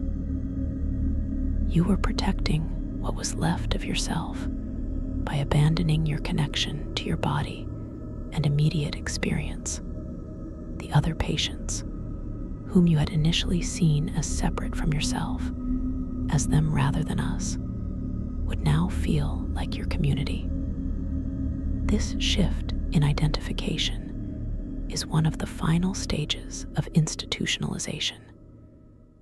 You would no longer think of yourself as different from the other patients, as someone who didn't belong here. You would have begun to see yourself as one of them, as part of the asylum population. This wasn't solidarity or friendship necessarily, though you might have formed some genuine connections. It was the recognition that you shared their fate, that you were all victims of the same system, all equally powerless and equally doomed. This identification with the patient community, while understandable, was also a sign that you had accepted your status as an asylum inmate, that the institution had succeeded in redefining your identity. The cumulative effect of sleep deprivation would be severe by day 7. You would have gone an entire week with fragmented, inadequate sleep in a stressful environment. The cognitive effects would be obvious. Your thinking would be slow and foggy. You would struggle to concentrate on anything for more than a few moments. Your memory would be impaired. You might have trouble recalling events from earlier in the week, or even earlier in the day.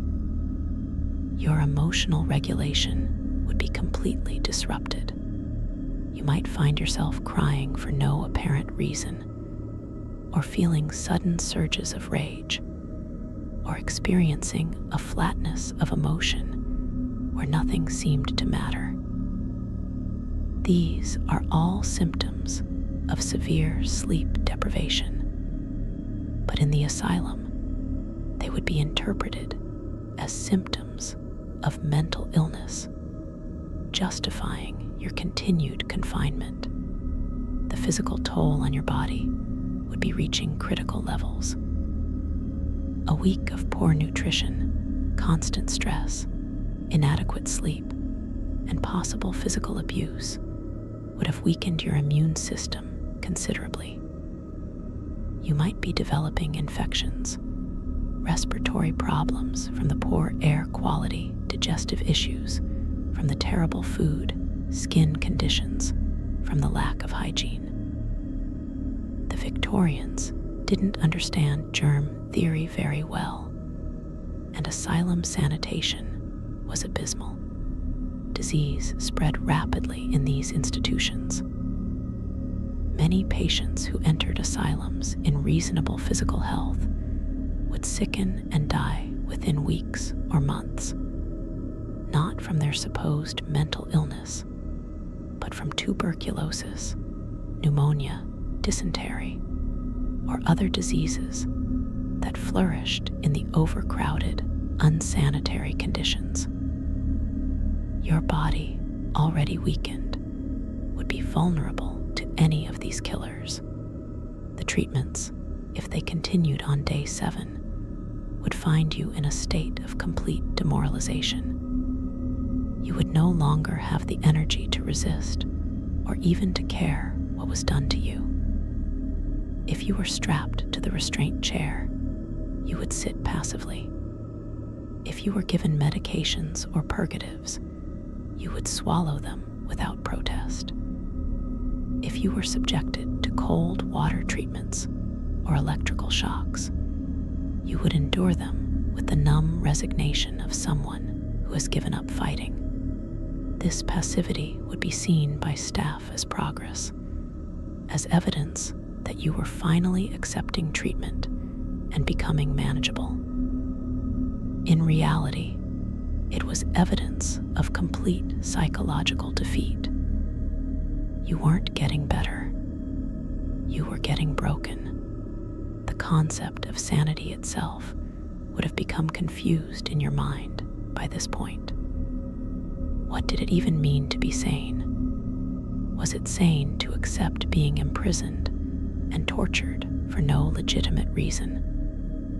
Was it sane to comply with a system that was manifestly unjust and harmful? Or was resistance, even futile resistance, the only sane response. These questions would circle in your mind without finding answers.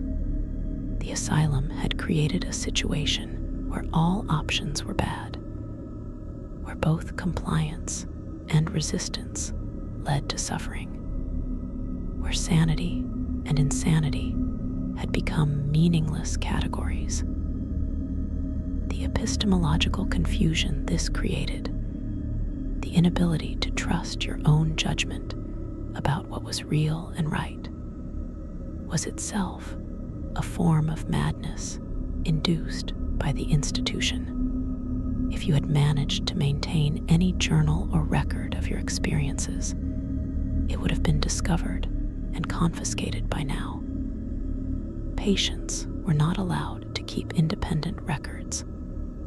Any writing you did would be monitored and could be used as evidence of your mental state.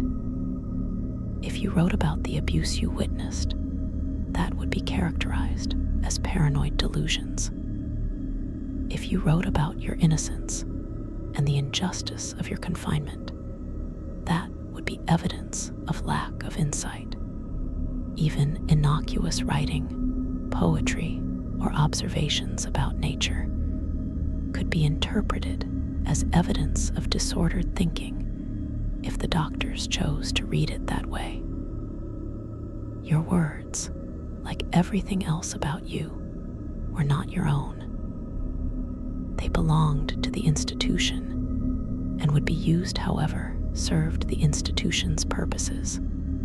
The loss of language, your ability to articulate your experience, would be nearly complete by day 7. Not because you couldn't speak, though the trauma might have made you selectively mute, but because you would have learned that words were useless. Nothing you said made any difference. Your protests were ignored or reinterpreted as symptoms. Your requests were denied. Your attempts to communicate your actual mental state fell on ears that heard only what they expected to hear. In the face of this complete communicative futility, many patients simply stopped trying. They retreated into silence, not because they had nothing to say, but because saying anything was pointless. This silence would be noted in their files as evidence of catatonia or withdrawal. Another symptom added to the growing list justifying their confinement. The architecture of the asylum would feel like it was closing in on you by day 7. The walls that initially seemed imposing would now feel like they were pressing inward, shrinking your world to nothing. The barred windows would mock you with glimpses of a world you couldn't reach. The locked doors would be constant reminders of your captivity. Even the high ceilings common in Victorian institutional buildings would feel oppressive, emphasizing the vast, impersonal scale of the institution and your own insignificance within it. The building itself was part of the torture, designed to make you feel small, powerless, and permanently trapped. If there was a moment of lucidity on day 7, a brief window where the fog of trauma and exhaustion lifted, and you saw your situation clearly, it would be devastating. You would understand that you had been destroyed in just 1 week, that 7 days in this place had done what might have taken months or years in a less aggressively harmful environment. You would recognize the institutional cruelty for what it was, not treatment, but punishment, not medicine, but torture. And you would understand that this was happening to thousands of people across England and Europe, that you were just one victim among many in a vast system of institutionalized abuse. That knowledge wouldn't empower you. crush you. Because what could one person do against such a system? Nothing. You were helpless, and so were all the others like you. The question of whether you would even want to leave by day 7 is a disturbing one, but it's worth considering. The outside world would have started to seem foreign and threatening. You would have adapted to the asylum's routines and expectations. You would know how to survive here, what to do and not do, how to avoid the worst punishments. Leaving would mean facing a world where you no longer fit, where you bore the mark of having been institutionalized, where you would have to somehow rebuild a life from the ruins of your former self. For some long-term asylum patients, this prospect was more terrifying than staying. At least in the asylum, expectations were clear, and there was a grim predictability to existence. The outside world offered uncertainty, judgment, and the challenge of functioning as a normal person when you were no longer normal.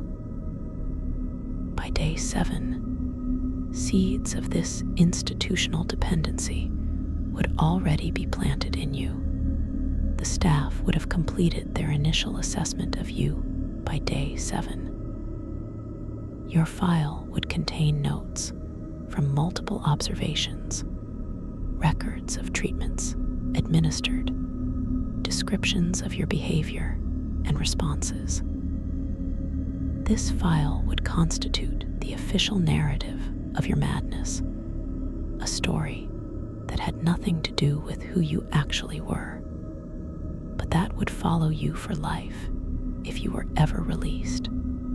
It would describe symptoms you didn't have, incidents that were misinterpreted or fabricated, a progression of illness that was actually a progression of institutionalization.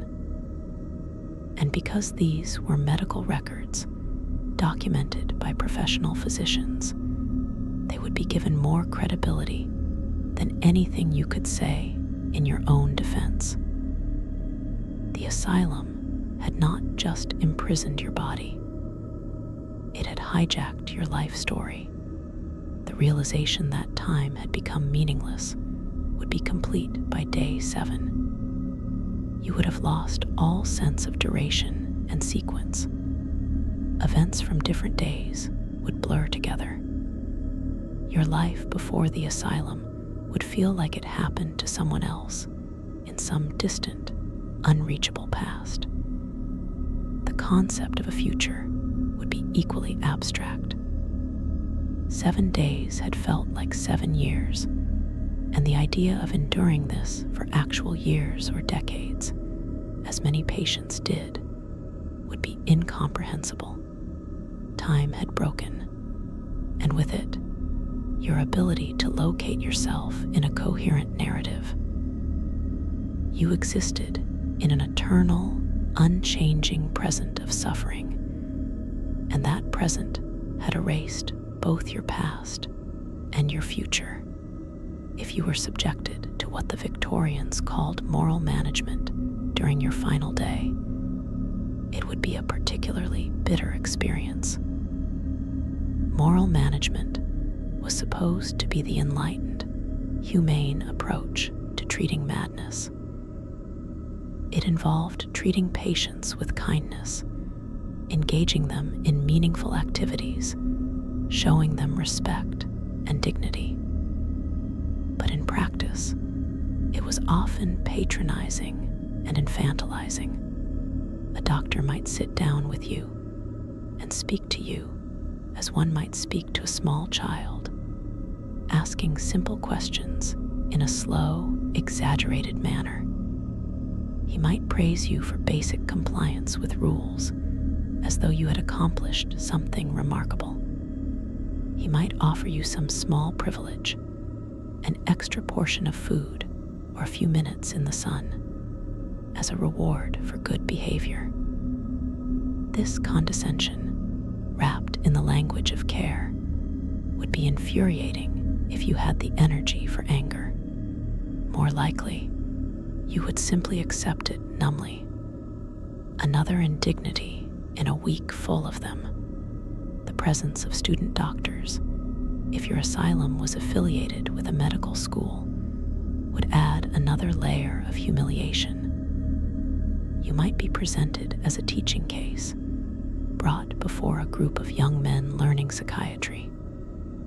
The doctor would discuss your case as though you weren't there, pointing out your symptoms, describing your history, theorizing about the causes of your condition.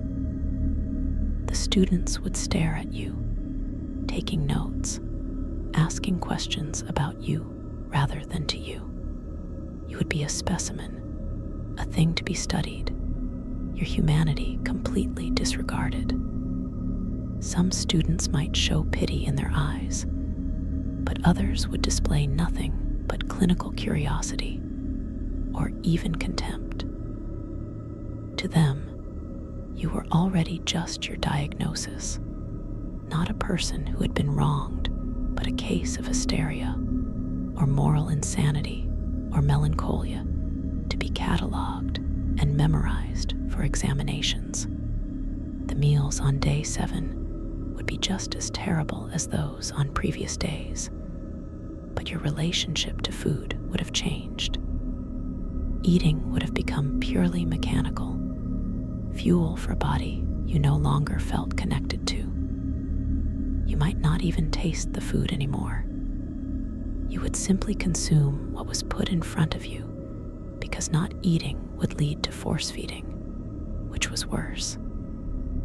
Food had lost all pleasure, all social meaning, all connection to comfort or care. It was just another aspect of institutional control over your body. This disconnection from basic bodily needs and pleasures was another symptom of severe trauma and dissociation. You were abandoning your body because inhabiting it fully meant feeling all the pain and degradation you were experiencing. The sounds of the asylum on day 7 would have a quality of finality to them. You would hear them differently, not as temporary sounds you were enduring until rescue came, but as the permanent soundtrack of your life. The screaming, the crying, the incomprehensible babbling, the footsteps of staff walking the corridors, the clanking of keys and rattling of locks, these would all have become internalized. You would hear them in your head even during moments of relative quiet. They would follow you into whatever brief sleep you managed, and you would understand that even if you left the asylum, these sounds would never truly leave you. They would echo in your memory forever, triggered by similar sounds, or sometimes by nothing at all, just rising up from your traumatized subconscious to remind you of what you endured. The other patients who had been kind to you, who had shown you moments of compassion during your week, would suddenly seem precious beyond words. These small acts of humanity in an inhumane environment would stand out as the only good things in a week of unrelenting horror. You might try to express gratitude, though you would struggle to find adequate words. These relationships, however brief and limited, would be among the few memories from the asylum that didn't make you want to retreat into yourself and never emerge. They would be proof that even in the worst circumstances, even in a place designed to destroy human dignity, small acts of kindness and connection were possible. This knowledge would be important for your future healing, if healing was possible. But you would also have witnessed patients who had no one being kind to them, patients who were universally despised or ignored, who suffered alone with no comfort or companionship. You would carry guilt about them, about not having done more to help, even though you were powerless and barely surviving yourself. This survivor's guilt would be another burden you carried out of the asylum. Why did you receive those small kindnesses when others didn't? What made you more deserving? The answer was nothing. It was random, arbitrary, like everything else in the asylum. But the guilt would linger nonetheless. By the evening of day 7, you would exist in a state that was neither fully conscious nor unconscious. The dissociation would be profound. You would move through the evening routine, the terrible dinner, the preparation for another night of tormented sleeplessness, but you would be observing it from a distance, as though watching someone else go through these motions. This extreme dissociation was your mind's last desperate attempt to protect itself from complete disintegration.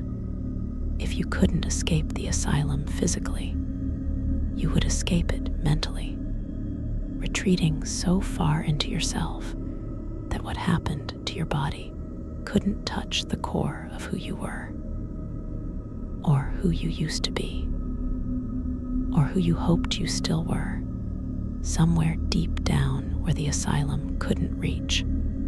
The question of what constituted survival would have changed dramatically from the beginning of your week.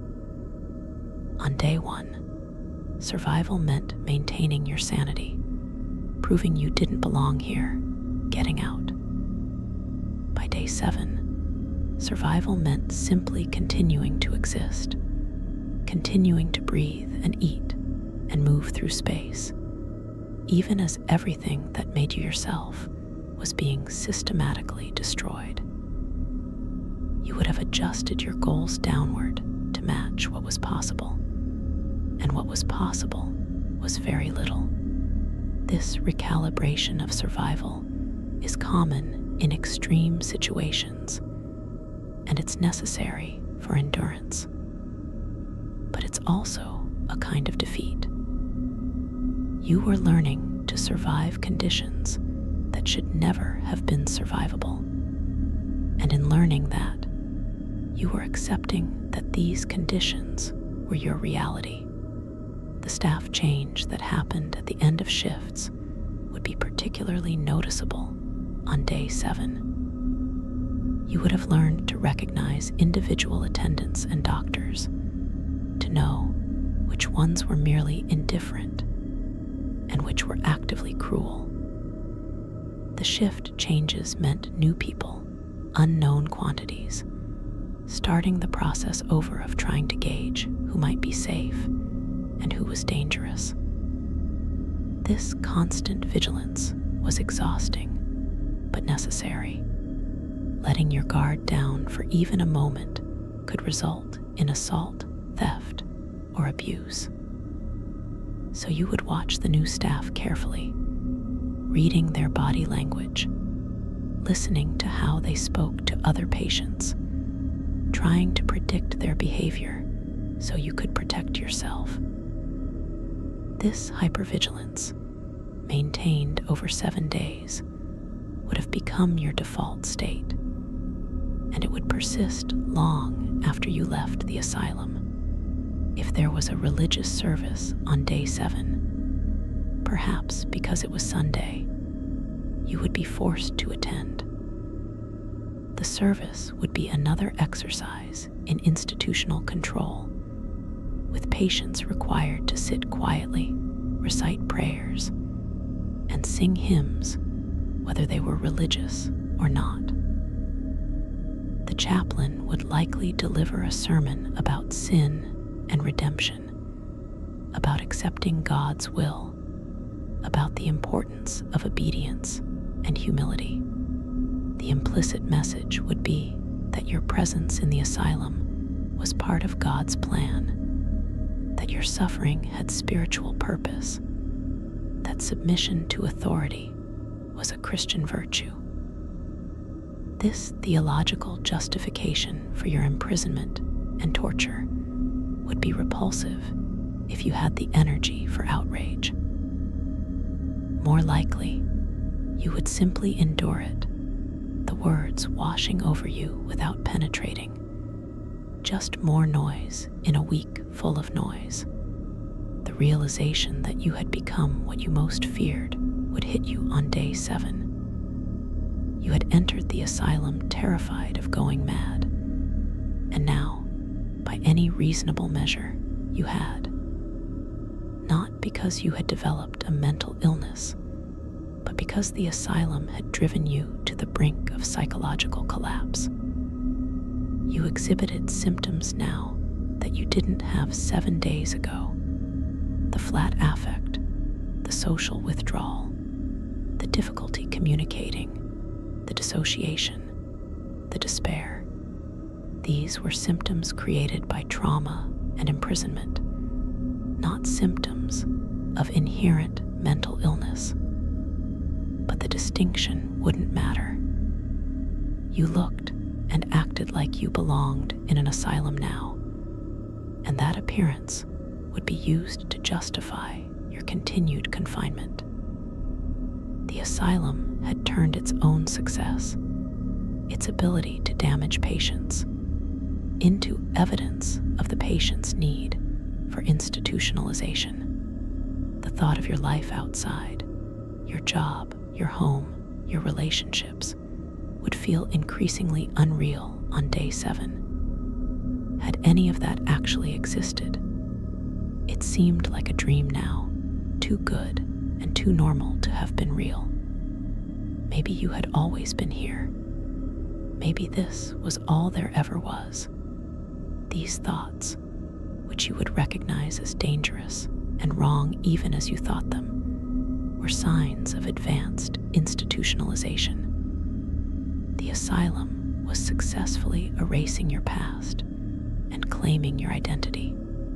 You were becoming an asylum patient, not just in others' eyes, but in your own understanding of yourself. This is the final victory of the institution when you internalize its definition of you. But underneath all the damage buried deep, there might still be a small part of you that remembered the truth, that knew you didn't belong here, that held onto your real identity even as everything else was stripped away. This core self, resilient and hidden, would be your only hope for recovery if you ever got out. But it was so small now, so buried under trauma and institutional conditioning, that you might not even be able to access it. You might know it was there the way you know you have organs inside your body, present but invisible, functioning without conscious awareness.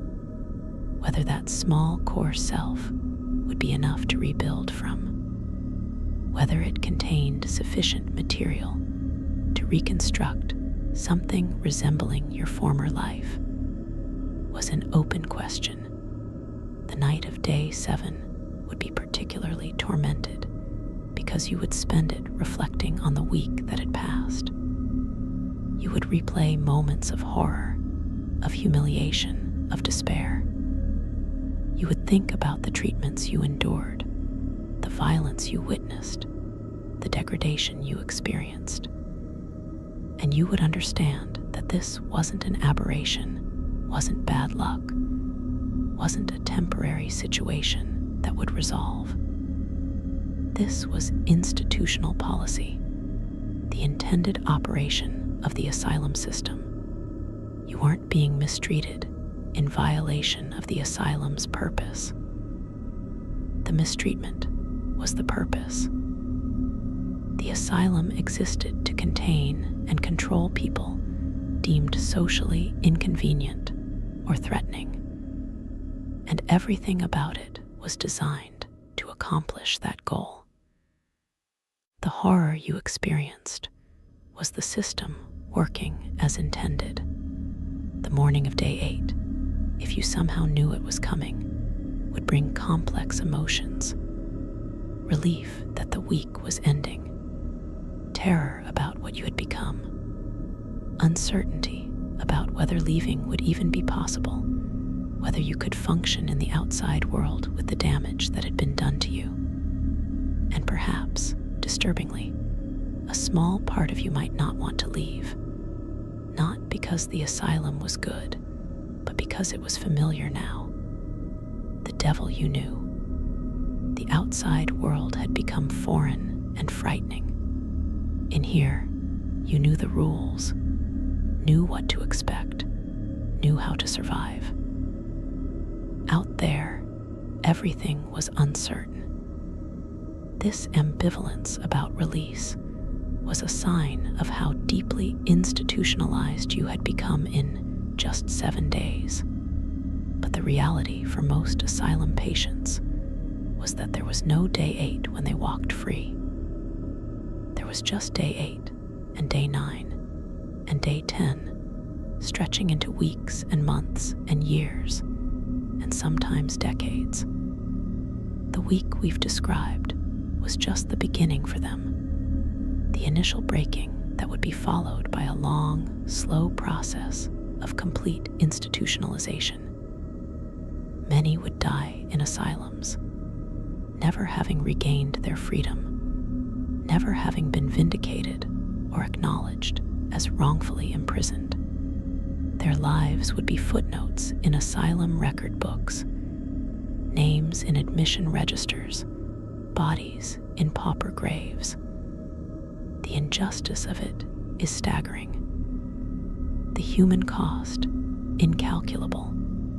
For you, our hypothetical subject, the legacy of your week would depend on many factors. If you were released on day 8, if by some miracle your commitment was reversed, you would face a long and uncertain recovery. You would carry symptoms of trauma, PTSD, depression, anxiety, dissociation, for months or years or possibly forever. You would struggle to trust people, to feel safe, to engage with the world normally. You would have nightmares about the asylum. You would have panic attacks triggered by sounds or smells or situations that reminded you of your confinement.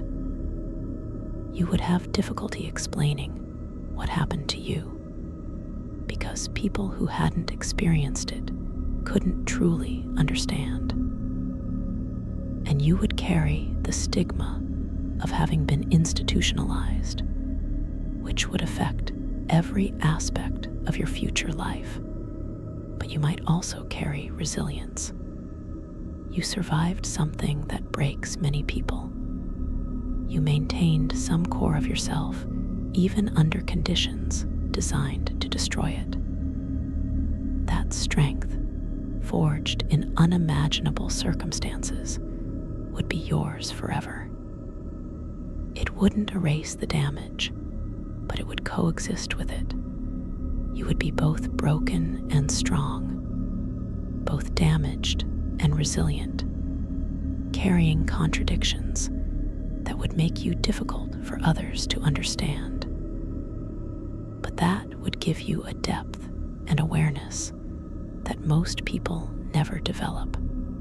The broader lesson of the Victorian asylum, the reason it's worth examining in such detail, is that institutions can cause the very problems they claim to treat.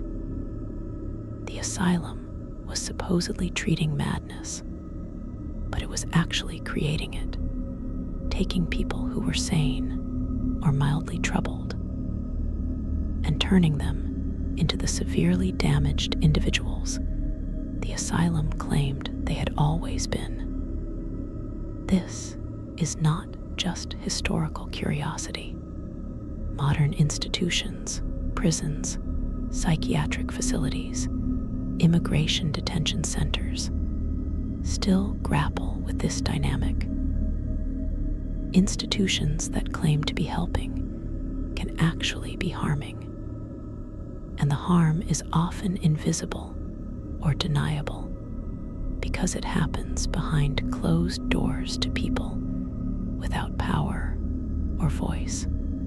The Victorian Asylum also demonstrates how easily medical authority can be abused. Doctors, who are supposed to heal, became jailers and torturers.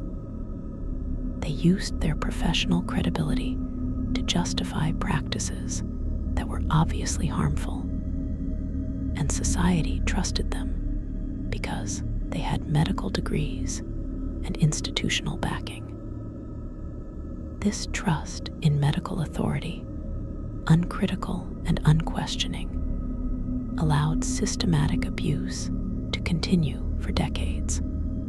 Even today, we need to maintain healthy skepticism of institutions and professionals, not cynical distrust, but careful scrutiny and willingness to question authority when treatment seems more like punishment. The stories of Victorian asylum patients, the ones we know from the few records that survive and the even fewer first-person accounts, are testimonies to human endurance and to human cruelty. Every patient had a story, a life before the asylum, dreams and hopes and relationships. Most of these stories are lost. The people became numbers, diagnoses, anonymous inmates in a vast institutional machinery. But they were people. They suffered. They endured. They deserve to be remembered not as cases of hysteria or melancholia or moral insanity, but as human beings who were failed by the society and institutions that were supposed to protect them. As you settle into sleep tonight, carrying these dark images with you, remember that the capacity for cruelty and the capacity for compassion exist in all human societies, in all eras, including our own. The Victorian Asylum shows us what happens when cruelty becomes institutionalized, when it's given professional sanction and social acceptance. But it also shows us the importance of bearing witness, of remembering, of refusing to look away from uncomfortable truths. The patients who suffered in Victorian asylums are long dead. Their pain is over, but the lessons of their suffering remain relevant. We honor them not by dwelling morbidly on what they endured, but by understanding it clearly enough to recognize and resist similar dynamics in our own institutions and our own time. The week in the asylum would end, but its effects would last a lifetime. The person you were would be gone, replaced by someone who had survived something unthinkable and who would carry those scars forever. Whether that survival counted as victory or merely as continued existence would depend on so many factors, on what support you found, on your own resilience, on sheer luck.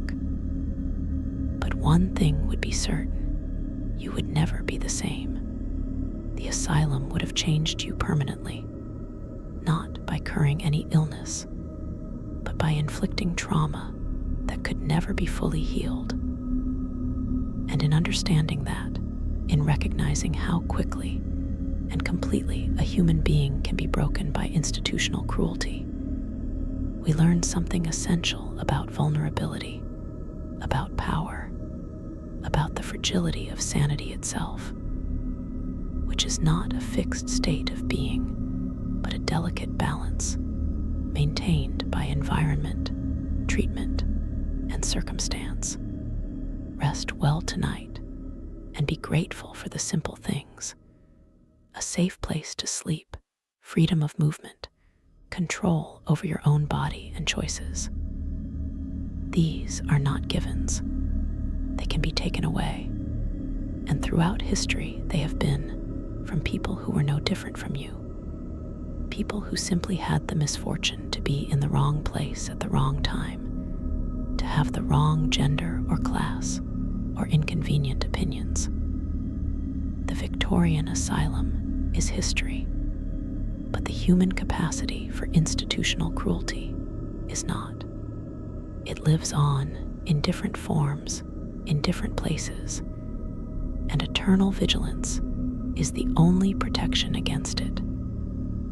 Sleep peacefully, but remember, the darkness teaches us to value light, and the memory of past horrors helps us recognize and resist present ones.